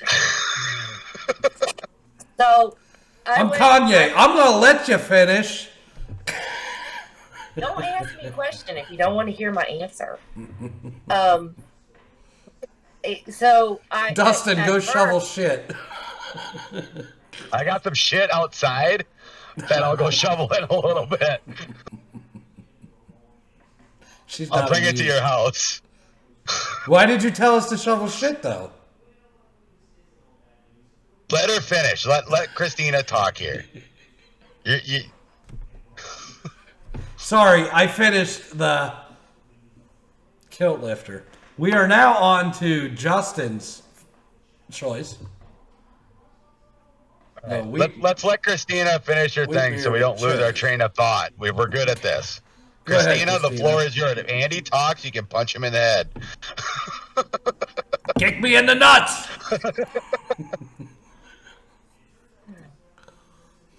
So I would think they're annoying, and looking at them, I don't think someone who is a complainer is going to go very far, and I'm not going to look at them. And as far as promotion goes, because if you're going to bitch and complain about everything instead of doing your job, then I'm, as a staff member, I'm not going to deal with it. But in just hearing that those conversations were happening, I wouldn't do anything, because they can have all the discussions that they want about it. And if a promotion opportunity or a lead opportunity came up, no, I probably wouldn't look at them, because that's not somebody that I want to work with, or I would, trust to get a job done without bitching about it. Now, here's the end thing. Did they do it? Did they do the job? Did they complain about the job, whine and cry about the job, but ultimately do what they were supposed to do? Because if they did, then I don't do anything. If they don't, then that is where disciplinary would come in, because now you are straight up refusing to do what your directive is. Just complaining about a directive isn't enough for a disciplinary. It's you can bitch all you want about it as long as you do it. and then I don't really care that you complained about it, because we all have to do shit that we don't like to do. There are things in my job that I don't really care for, but I do them because they're part of my job. If they bitch and complain about it and absolutely refuse to do it, that is where disciplinary would come in. So it kind of depends on what the step is after the bitching and complaining. So let's just say, hold on, here- Andy. I want to go in with this just because this is in my mind. I don't want to forget it. So say you're talking about promotions, like you won't look at them in future promotions, right, Christina? Like there's no more like going up that work ladder, correct? Like if they're like that, correct? Is that what you were kind of saying? Am I taking that right? I wouldn't write somebody off completely, but if I had a project that I needed led, they wouldn't be my go-to. Okay, so let's say hypothetically that this little group of people, and we're not really talking about the shovel shitters, it's just more like me and Andy say we're at that level where we can't get promoted anymore. You know, and we're the ones causing the problems. Like we can't go any more higher up. So why do we care what we do now? Mm-hmm. Is there grounds for demotion and stuff like that? How would that be handled in your eyes, or anybody's eyes? I guess is what I want to say there. I mean, I don't want to keep going to Christina, but you're at that level where you can't go any higher. You're kind of like, oh, I'm at that spot in my workforce that I'm as high as I can get. I'm not going to go any higher. but you can go lower. You can go lower, but you can't go higher. So if they're still doing the job, if they're still doing what they're told to do, even though they're whining about it, probably again I don't do anything. Now I hear you there. But what if you think, yes, they're complaining, but remember, I'm the one, and you've heard me say this 100 times, and I don't know if other people have, but cancer breeds cancer, right? And so they're complaining to other people on their level or below their level. That's where I was going with this eventually. Like they are hurting your ultimate function and goals on what you're trying to do, because now you're putting a negative mindset into not only the people on your same level, but people that are below you as well. Okay, well that's a little bit different. That's where I'm going, and that's the person I want to talk about. Okay, so in an what I was talking about is kind of like an isolated incident, or if it happens one time, or if it's just the two shovelers just bitch at each other every time they do their job. That's one thing. If you have somebody who is consistently, because we've had this too, consistently undermining the mission of the company, the CEO, the board of directors, whatever, and by their attitude and actions is harming the overall well-being of the company, then that is somebody that you have to remove. Okay, so you can remove somebody because based on their actions of complaining on fulfilling a task, if it gets to that extreme issue. If it is consistent, if it is pervasive, and if you notice that it is affecting the working condition, the job happiness, the overall morale of the rest of the employees, and it is making, if you have somebody who is hurting by their attitude or actions or whatever, the employees around them, then yes, that is somebody that I would say would have to be removed. I wouldn't say that a one-time What incident, if they're hurting the morale of the person above them because they're consistently undermining them, and that person is like, and that person, let's just say that was your best employee or your best manager that you have at your job, and they're consistently undermining this person, and this person's like, I'm gonna fucking quit. Well, that's something that that matters. There's a lot of loaded questions going at Christina right now, and I don't think she likes it. No, it's not that. It's just when you look at Yeah. when you look at something from an HR perspective, the goal is to look at the company as a whole. Like if I have, and what you said, if you have two people that don't get along, even if one's a manager and one isn't, if they're just butting heads with the two of them, like that's something that the two of them that you need to address and have the two of them Would you work put out. them on the same team? If you had the option if you had the option to remove one from the team and put them somewhere else, would you do that? If that was possible, yeah. And who would you remove? The leader or the worker? The worker. Honestly, most likely the worker, because if the worker can do other things, whereas the leader is already in place and works well, say the leader is over 5 people and 4 of the 5 work very well with this leader and the group is performing how they should be, except for this one issue, then the first thing you would do is, coaching with that person to see if they could stay where they're at. The next thing that you would do is move that person to another part in the company to see if they work better there and under a different supervisor would, improve their. Because if someone is complaining like that, they're not happy, and looking at a company holistically, you do want everyone in the company to be satisfied. You don't want someone to come in and just punch a clock to go home and not care what they're doing. Collect a paycheck. And you also don't prioritize. Yeah, correct. What? You like have they're people. just to collect the paycheck. You don't want the person who's just there to collect a paycheck. I don't mean to keep interrupting you, Christina. So. Well, and there are some jobs that you're going to have people who are just there to punch a paycheck, and that goes back to corporate culture, and that's like a whole different discussion. But look, you don't want to prioritize the happiness of one employee over the happiness of another employee. So if you have 2 people that are butting heads, subordinate or whatever, you don't want to be like, oh, leader, you're better and more important, so I'm just going to fire this person. You would want to move them out of the situation to see if they could be successful somewhere else. And, there's only so much moving around in a company that somebody can do to see if they're successful. But that's kind of like, that's how I would look at. What you just described there, Christina, we ran into that about 1.5 years ago at our company. There was a person that didn't work well with their leader.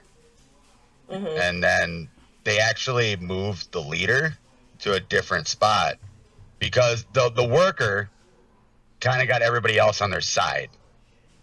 So they took the leader and put him in a different leader position and brought somebody else there. And it was a whole different world in those 2 groups.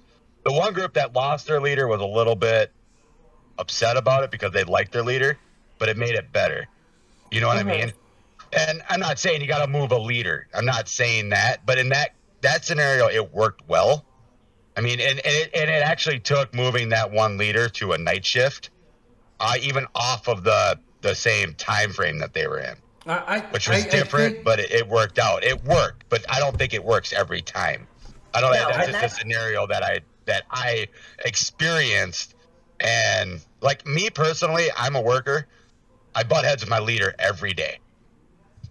And it's because I think my problem with it, the job I do, my leader doesn't know what I do. She doesn't care what I do. So if the leader would show a little bit more emphasis on what I do and like what my job is, like what, and maybe it's me being the dickhead here, and it probably is, but she doesn't know what my machine can and can't do and all that. So to me, it's like, hey, understand what I do first, then we can have a conversation. Now, I want to kind of... I like where this went. I do. I want to direct this to Tony because I've been a part of his business. I was a part of his business for 12 years.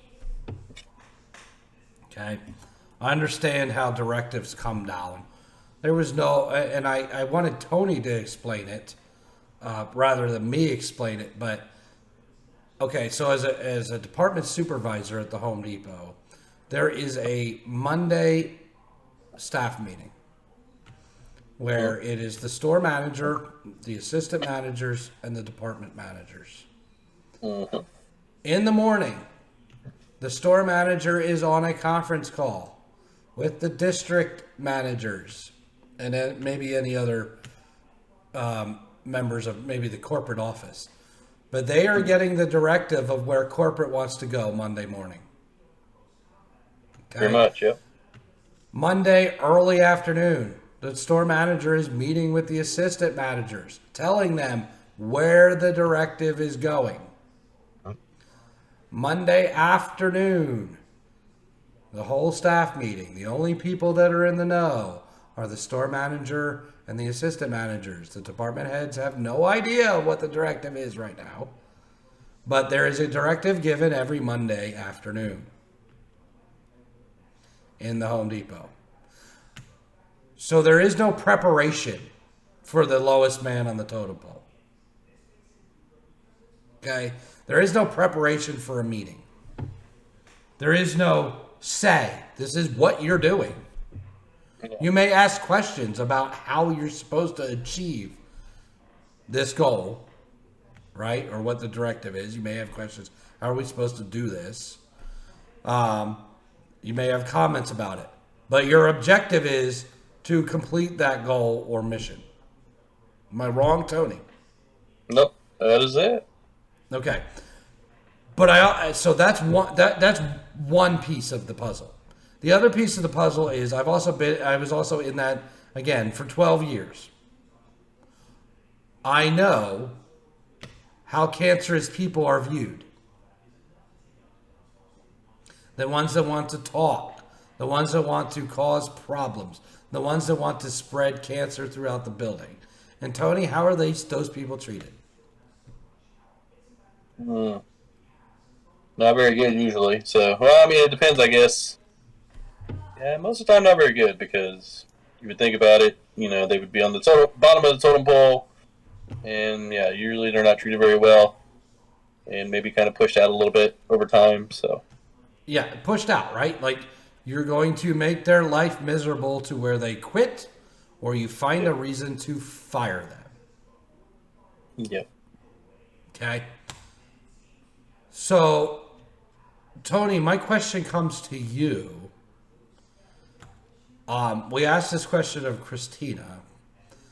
If you have a employee and a department manager, and the department is succeeding, okay, hitting its directive goals, meeting its goals, doing what it's supposed to be doing, and the department manager is doing what they're supposed to be doing, and the employee has an issue with the department manager, what ultimately is going to happen? Well, usually it's going to be the employee's going to get moved to try to take care of the situation, or it's going to be, look, you can make this situation better doing it yourself.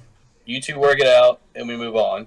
Or you're going to get moved to make the situation better, or you're just not going to be here at all, and somebody else is going to come in altogether and make the situation better. You're not going to move the leader who No, has because been doing their job and making things successful. Yep. Because that's what they're doing. They're there leading. Now, if it's like one person on one person, there's a different story. But if they have a team, then yeah, if 4 out of 5 are good. So, and now can we all agree, all 5 of us, or 4 others that are here, not just me, agree that the Home Depot business plan and the way they operate, right or wrong, is a successful business plan?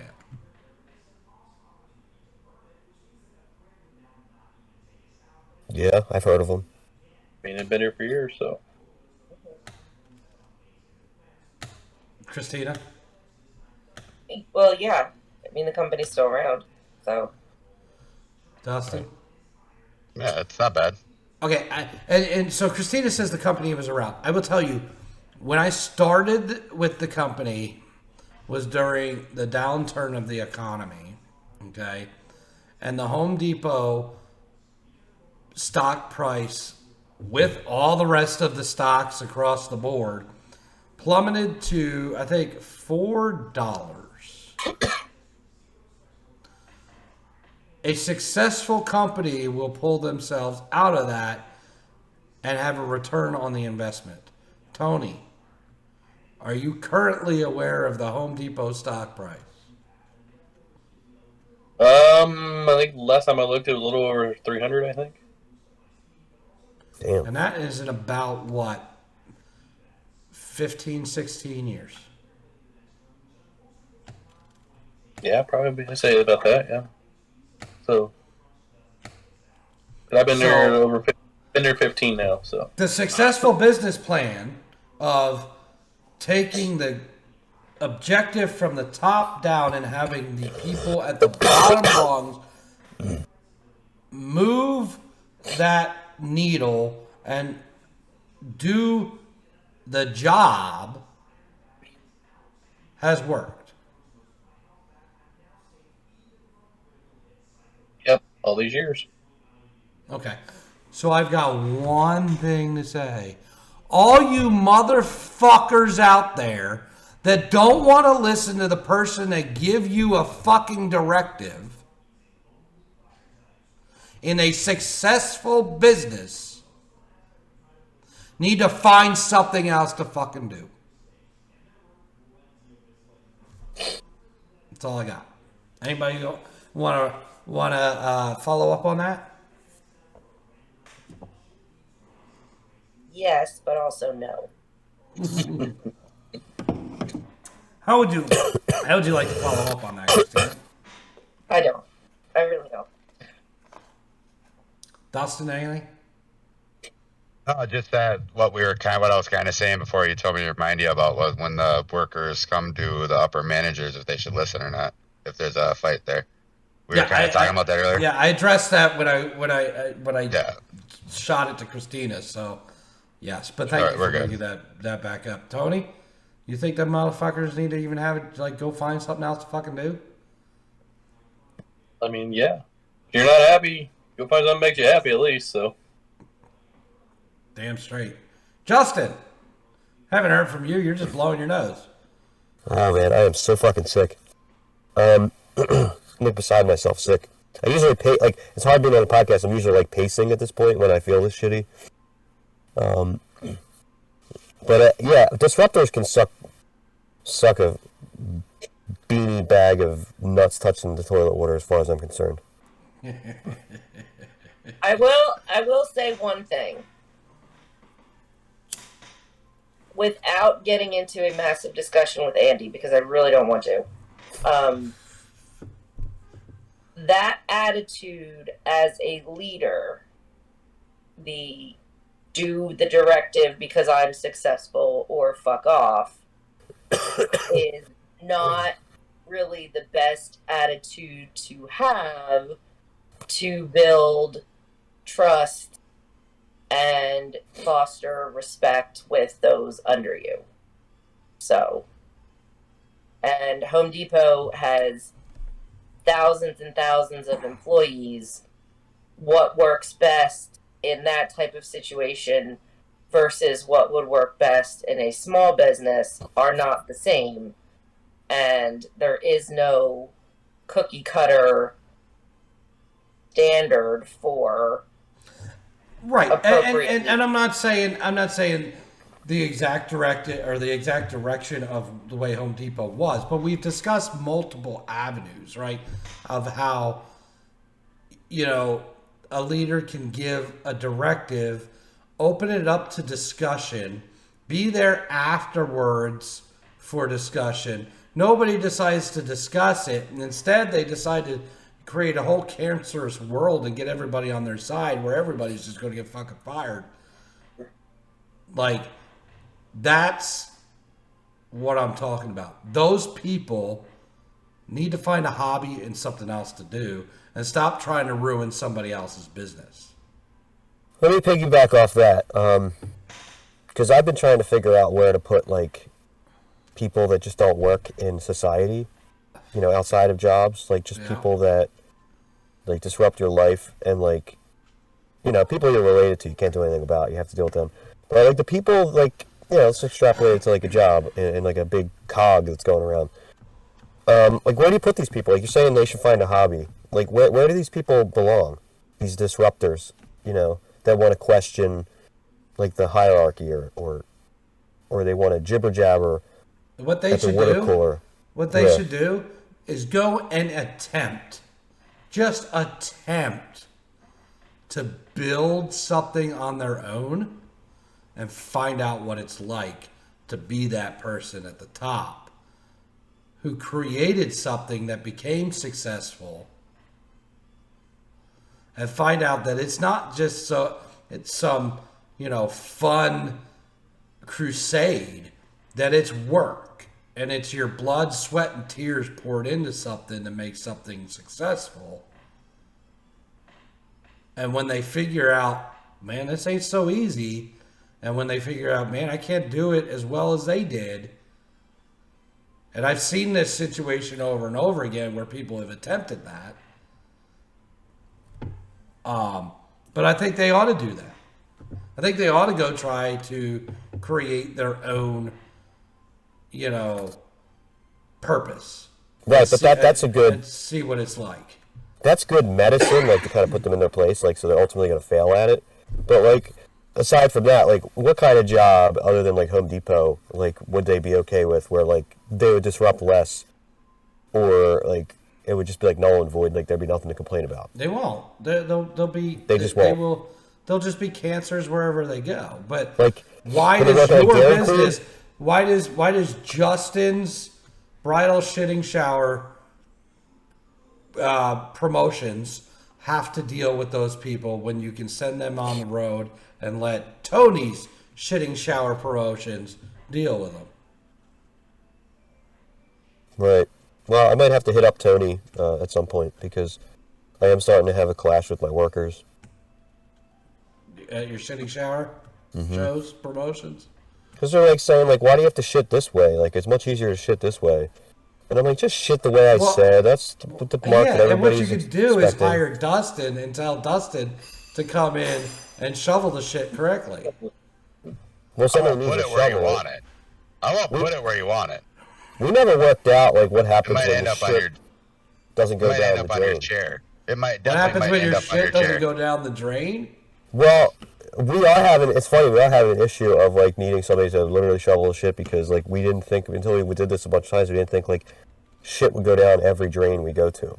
If it's not going down the drain, you need to get a plunger and knock that shit out. Well, we do. We have to, like, break it down, and which is dealing with too much shit, like, too intimately. Like, you just want to shit and have it go away immediately. But we're finding some issues, so, that's where the disruptions come in. Some people are, like, quietly to themselves going, like, I don't think he knows what he's doing, man. This shit's just stinking up the place. Does anybody else know what the fuck that he's talking about right now? He's putting shit somewhere in someone's face and place. I don't know. Are you shitting on people? Are you giving brown showers? I don't know what a bridal shitting shower show is, so I'm just like, there's shitting going on, and I'm sure it's in a shower, and I'm sure shit has trouble going down the drain. What was that, Blair? Was that Blair on here one time that said that he had to stomp the shit down the drain? That was him, right? He said that? I think so. Okay. You guys were all here when Blair was here, right? I think so. No. Oh. Christina wasn't. I could have sworn he was telling a story about how he had to take a shit because he was sick in the shower, and then, like, it didn't go down the drain because it wasn't diarrhea. I don't remember this. You clean it up with paper towels and you put it in the trash can, or you clean it up with toilet paper and flush down the toilet. You don't just stomp it down the drain. Well, you're mid-shower. You just did it 2 minutes into the shower. Then you wait till when you're done. No, I'm not going to shower. I'm not going to feel clean knowing that, like, there's been a turd in the shower with me the whole time. Oh my god, then turn the shower off, move the shit, and then... Do you know how hard it is It's just like stop pissing. It's hard to stop a shower midstream. It's just a bad idea. Yeah, I know. I haven't shit in the shower either. I just assume it wouldn't go down the drain, and I can't always hope for diarrhea. But yeah, he definitely told that story about how he was stomping shit down the drain, and that's exactly the issue you might have with the bridal shitting shower show. That was definitely Blair who said he shit in the shower. Yes. He would shit in the shower. Why he's in the need of dating advice? I piss in the shower almost 99%. I don't think there's anything wrong with that. Just like a sensation of it's a sensation of like water on your body. You know, it's like water on your body, water out. So you pee while you're showering? Mm-hmm, usually, even if I just peed. Does everybody piss in the shower? Tony? I mean, occasionally if you have to, you might as well. I wouldn't at the gym, like I wouldn't in public, but like I'd piss in my own shower for sure. Dustin, do you piss in the shower? My own shower, yes. Christina? Yes. Fuck me! That's in the ocean. You don't pee in the shower? Andy, Usually I piss before I get in the shower. Why? That's a waste of water. That's a waste of a gallon of water. Yeah. Unless you're like the Mellow kind of house. Environment like we do. We just piss in the shower. Yeah. You guys are the type of people that are going to buy electric cars. Hey, I used to have an electric car. My last car was looked just like what's that first famous hybrid car? Prius. I had the Honda version of the Prius, yeah. You don't have to plug it in, though. It's not one of those. It just uses less gas. You don't pee in the shower, Andy? Why? You think you're better than us? I usually just piss before I get in the shower. Why? Then you got what? Then you gotta wait for then you gotta flush it, and then you gotta wait. Who says that? Yeah. Hot water. The water. Even if you don't know how to flush the toilet after you get out of the shower? Listen. Well, I don't want my urine sitting there while I shower. What? What Dustin the is saying seat is down. I mean, I'm confused. What Dustin is saying here is that when he takes a shit while the shower's running, he flushes it before he gets in the shower, and then he waits for that burst of water to go hot again from the toilet flush. Right? Then you forget to flush the toilet. Right. Then listen, if you're gonna piss in the shower, you might as well shit in the shower. No, and that way you could clean your asshole out while you're fucking. I don't care what anybody says. Everybody has pissed in the shower. I probably have when I was younger, but I don't usually make a tendency of doing that. And you definitely don't wipe like right before a shower. You clean your ass in the shower. Like, why waste toilet paper? You don't wipe. Like, why am I sitting here? You're gonna use a bidet and not wipe if you had one. Like, why is it any different if you shit before a shower and then get in and clean everything? Christina, do you shit before you shower and then get in and not wipe? No, I wipe if I shit before I shower. See, no. What's the point? Then you got shit flying everywhere. That's you got weird. the excess sitting there. Well, I mean, and then we have to call in Dustin to shovel the shit, and he won't put it where we want him to. No. On that note, all people are disgusting, right? Well, like, I don't know. I don't know how everybody feels. I know it's getting a little late. I had another topic on Something. I did have another topic that I was going to loyalty, but I think we'll save that for next week.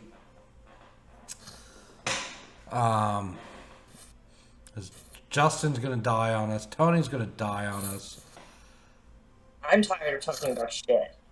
Oh, why? Tired of talking about Every shit. time I come on here, y'all bring up shit. Shit is the shit. Christina's tired of talking about shit. Dustin's tired of shoveling shit. So we'll go around the horn. Here. Before we leave, we do have to spin the wheel of death. Yes.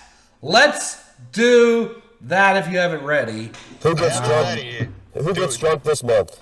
Do you want to do the shots first, or who's taking them first? Let's do the shots first. Good. So as Dustin's bringing up his feed here, oh, he's got 1 through 5. That's how many shots somebody's going to take on a future episode this month. So, during the Justin, show. pick a number between 1 and 10. 10. 10. So we'll shuffle it 10 times. Shuffling the wheel 10 times. Here we go. What numbers pick? Well, now we'll spin it. We just shuffle them up so they weren't in order. Oh, okay. So this is the number of shots somebody has to take next week on the show. Yep, we have 1 through 5. The wheel It's gonna be 3. It's gonna be 3. spinning, and it's 2. God, I hope it's me.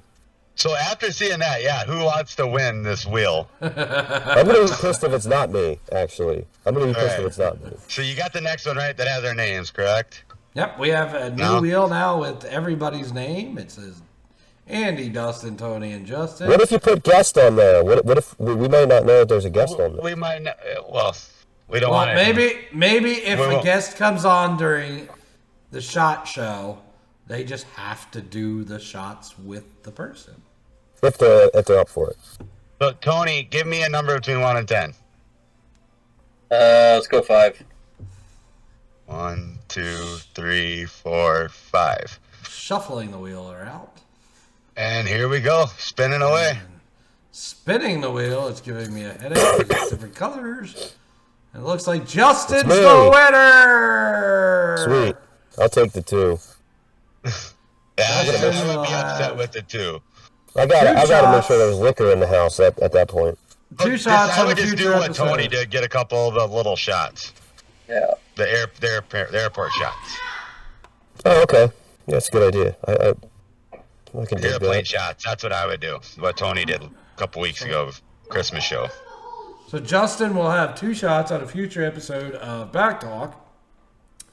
That'll be Let's go. That's this month's winner. That's this month's Big winner, and big then- winner. and They then can the pick what day they do it. Same day of that show, we will spin the wheel for next month. But let's go around the horn and get everybody's final take on everything. We'll start from, I know everybody's probably messed up, but from my right, which would be Dustin. Oh, great show, everybody. Happy New Year, like we've said at the beginning. Hope everyone's New Year was happy and safe, and Christmas was great, too. Thanks for tuning in. Have a great week. Stay safe out there, and we're in Minnesota here. We're getting like 15 inches of snow. It's going to be a blast. But so we'll be out shoveling and doing all that. I won't be shoveling shit. I'll be shoveling snow. But I'll try to put it in the right spot so I don't have to deal with it later. But no, great seeing you guys again in the lovely new year that we're in. Can't wait to see what next week brings. But the 2 on the below me right now in the totem pole of the screen, you better feel better by next week, otherwise we might have problems. I can hope so. That's right. So thank you, Dustin. And we'll move it on, going in order to Tony. I had my tea and honey. Well, that's fantastic. What's on your mug? That is it Vader? It looks like his face is pretty cool. Yeah, it's Vader. No, I was talking about your actual mug, your face. What is that, a beard? I thought you were talking about what's on top of it. Yeah, I just fucking with it. Yeah, it's like Star What's on Wars, top right? of his mug? What's Just on top remember, of your mug? Justin, when you ask what's on his face, he looks like everybody from Madison, Indiana. Yeesh. They're all bald and have hair on their face? He doesn't realize this, but Madison's like, it's a small town. There's a lot of country space around there. There is a river we can put you in and make you float down. So don't forget it. You can disappear. So what Just you're go saying call. is Andy Just go disappears call this your week. buddy. Just go call your buddy, the Mouse King, and you guys can hang out. You guys know who Kate Von D is? Kat Von D. Sorry, Kat Von D. Yes. No. Either I knew Christina would. No. She went like the Pussycat Dolls. Is she in like an all-girl group or something? Wasn't she like a tattoo artist? Yeah, tattoo She artist. has a makeup line. She's vegan. Yeah. Feud with So- Jeffree Star. She lived Does in. she have a lot of He's tattoos? from Madison, Indiana. No, so she lived in California and she bought a mansion in Vivi, which is like 30 minutes down the road from Madison, in the middle of nowhere in Indiana. She moves here to Indiana. Do you know what else is in VV, Indiana? The Klan. VD? What? Yeah, that's where the Grand Wizard lives. You're welcome. Yes, I know. They marched down Okay, the street. You know okay, this. what now? What? Yeah, the KKK. Oh, the KKK. In Vivi. Oh, what are they headquartered there or something? Is that what you said? Yeah, the they're Grand all in, and they go hang out in all the new bars and breweries in Madison. Apparently, Do they like wrestling shows? No. There's a whole story about the Klan and way back in the day when the casino got open, but yeah, it's another show. So Crazy. any other last thoughts, Tony, before you die? even though I gave any, yeah, I guess I feel like crap. It sucks. Whatever's going around the country, yeah, I'm just glad I got it now to get it out of the way, since we are now 23 days away from the wedding. So yay, 23 days. Yeah. Hopefully you guys will get to see me when we're in Hawaii when we land. So that's all I got. Thank you. There we go. Justin, get the other sickly person. Mm-hmm. What you got? Yeah. I don't think I'm well, guys. I mean, at least all I had to do was sit here. He did not eat the gum from his garbage pack kids thing. I should have, man. I would have been like, would have had superpowers. Oh man, I don't have much to say. I want to dwell on our Secret Santas again from 2 weeks ago. I'm surprised we didn't touch on that, but if you guys weren't watching, I got a very interesting gift from Dustin, and You got a porno cameo. porno cameo. Got you For those two of you right missing, there. yeah, go to the Facebook page, BACC Talk, and find the reel that we put up with the song Justin sang for porno cameo. Oh no, cameo. Which I thought I thought happened in the show, but I guess we did that after when we were. Yeah, we did that after. I don't We're know. powwowing Who was afterwards. more drunk last week? You were a Tony. Yeah. I was. That was the beginning of the ruination. I was starting to like go downhill from there. I just haven't been taking care of myself, and the drinking is something else. Drinking is something else, guys. It'd be nice. Is that all you got?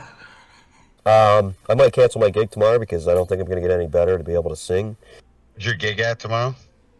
Yeah, gigs at Jalapenos where I'm always at. And, I was waiting for Gloucester. Gloucester? Well, yeah. That's where I was trying to go. I try not to cancel though. I might try some lower register songs and just play it safe, but You can sing porno cameo. porno cameo. I Yeah, dare that's- you. I double dog dare you when you're feeling better that at one of your gigs you play porno cameo and you have somebody videotape that shit. Well, that'll be my reel. I'll for sure do that. I mean, that knowing that crowd. Song, everybody. I'm gonna play my own song now. Well, knowing that crowd, they'll just like it anyway because they're like, porno, I know that. No, I know porno. That's a double dog dare that you cannot refuse. From your favorite movie, That's right. your favorite Christmas movie. Yes. Cool. Well, anyway, I wanted to say thanks, Dustin, for the present. I laugh. I just keep thinking about it and laugh my ass off, like how clever that was. You can watch that whenever you want now. Whenever you need a smile on your face. I just can't believe she like groped herself, like she went overboard. He's watching it right now. Oh my God! Look at that! Look at her toe. Look at her moose knuckle. Campbell He said. That got was a his moose next knuckle. verse, the porno cameo. He got his next verse. When you have that much tread going, it's a moose knuckle. That was pronounced. She had a pronounced knuckle. Knuckle? But I can't believe she went there. Like, he studied the video. I saw it one time, guys. I saw it one time, not like a weird pervert. So many times since Christmas. Every time, I like, sleep to every night. and well, during Christmas, like people are like they knew I bought like the fridge, so they were asking me like follow-up questions. I literally couldn't like tell like my family like. What did you get? Yeah. I said I got a cameo from somebody and it was funny, and they said, "Well, have to show it to me," and I'm like, it just hasn't gotten there yet. But like, certain people will see it, but like people like I'm related to, like my mom, like won't. It's like You did not Really? tell your mom what you got from BACC Talk and from Dustin? well, that's why I feel bad because Dustin has this like real like thought out, like funny, like it cracks me up the idea, like and how far it went and everything like that. And it's like almost like he gets no cred because like I don't know who I could show it to. You know, like So everybody I you talk do to know is, that like, your mom is a follower of the page. right, and that's fine if she watches it when I'm not there. You know, but like something about her being there. Cameo. Yeah, something about her being there while somebody's rubbing the knuckle is like this just got weird. You know, like those things don't coexist to me, like my family and like sexual things. Like it's just like So what you're You know, saying those things- to me, what you're telling me is Like a normal person. I need to go find the reel and tag your mom in a comment. no. So okay, we got one mom here. So what if your oldest, Christina, in Justin's case, came and showed you a cameo that I bought? Your oldest. Would you He be would- proud of but- that? I would probably think it was funny. He would never do that though. He would be so much more uncomfortable than me. Like, Bullshit.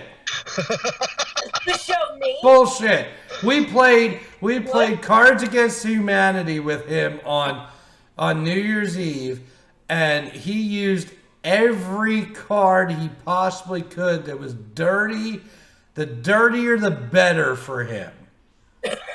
See, my brother is the asshole in the family. He brought that stupid ass game because we play games when we get together. He brought this stupid ass game, and I think me and at least one of my sisters were like giving the cards back that like we didn't even want to see on the table in such a room.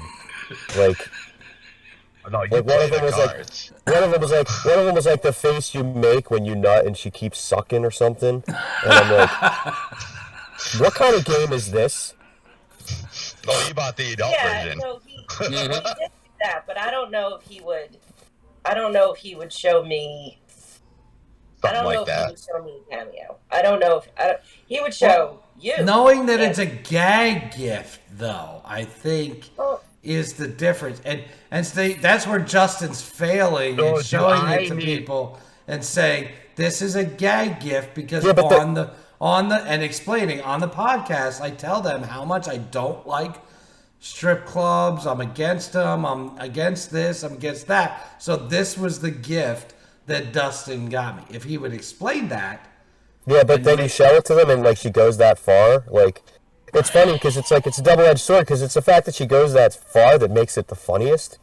But she then did it's a also nice little outfit for you. But then also like you can't show it because she went that far to certain people. You know, like it's just it's funny that she went that far, but it's not I like. thought you were gonna say she went that far Well, because she said that Dustin wanted you to have a boner you for could Christmas. show them the reel because I cut out the worst parts in the reel. You did. I noticed that. I did notice that, and that's probably how you should play it anyway, just so you don't get like banned forever from anything because everybody's so like haphazard with that shit. But I wanted to ask Tony about his fridge. You still using it? Did it blow out? No, I haven't taken it to work yet. I need to take it in there since we don't have a lot of counter space. So I just need to take it to work. Yeah. Like you leave it somewhere at work, nobody's gonna bother it. They shouldn't. No, I'll put it under my desk so you can't really see it. So don't put it under your desk. Put it out there where people can see it. So when they Right. ask you, where did you get that? I don't have a big desk either, so. But it still has to be out in the open so people can say, where did you get You that? can put it on by your desk that everybody can see. Yeah. Where did you get that? You can say, I'm on a podcast that you should listen to. Yeah, but his coworkers would look at him way different. Maybe he talks at work. no, we don't. No, Tony. I'm in the mafia. I've had a couple people ask, other associates, is he in the mob or something? Because he never smiles, he never talks, he's always got that look on his face. What do Tony, they what- know? Do the 120 employees at your store know that you're on a podcast? They should. I mean, I don't talk to every single person, but yeah. You tell one, it should trickle down through the water cooler Yeah. talk, right? I guess I need to go work and be like, look, you fuckers need to listen, or I'm gonna start making concrete shoes again. So There you go. Concrete shoes. Anyway, I'm sorry, I got off topic. Justin, you were finishing up. Yeah, what Tony Literally. needs to do is that thing plugs into his car, right? So he needs to go out like either an hour after or an hour before work and like have a denim jacket and just be on his hood like this with like the thing set up. So anybody who wants to come up to him can like get like a, he'll just be like the cool Mountain Dew guy with the little Mountain Dew fridge.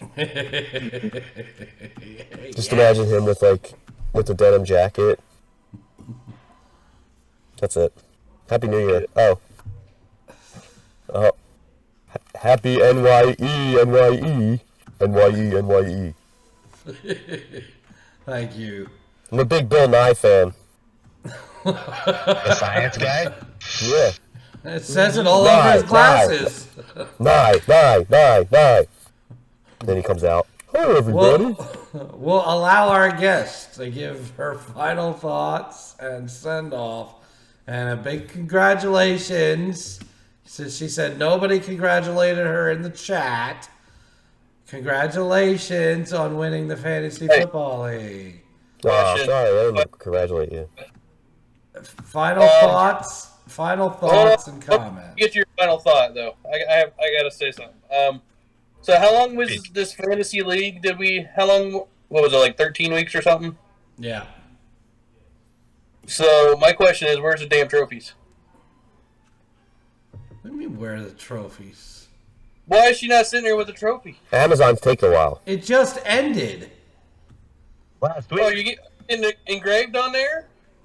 It's fucking holiday week. Like, you think shit. Nothing's You getting didn't engraved say or anything. nothing's getting engraved or sent out during holiday week. I would have tried harder if I would have known I was getting my name on it.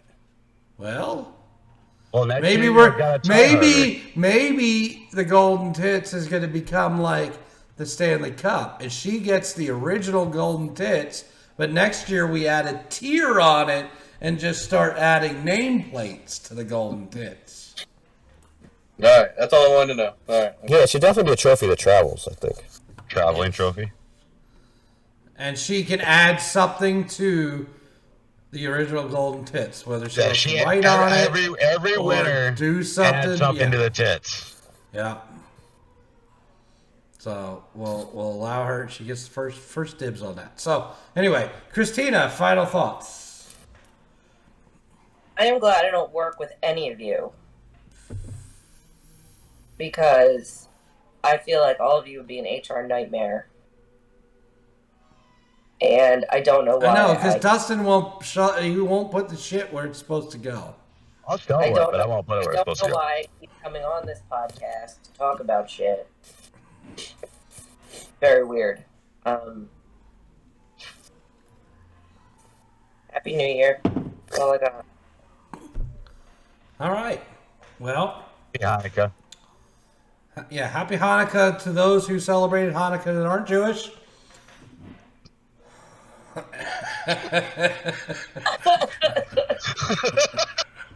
It's pretty good, Andy. That touches back to the episode before. Yeah. Go back and watch last episode. You'll understand. Happy Hanukkah to all the Gentiles. But thanks for joining us this week and in this new year. Hopefully you enjoy everything going forward. We got a lot of surprises for you. I'm telling you, stay tuned. There's a lot of big things working, big things planned. A lot of shit that these guys don't even know about. In fact, I worked them today. They don't even know it. But until next week, nut up! Or shut up.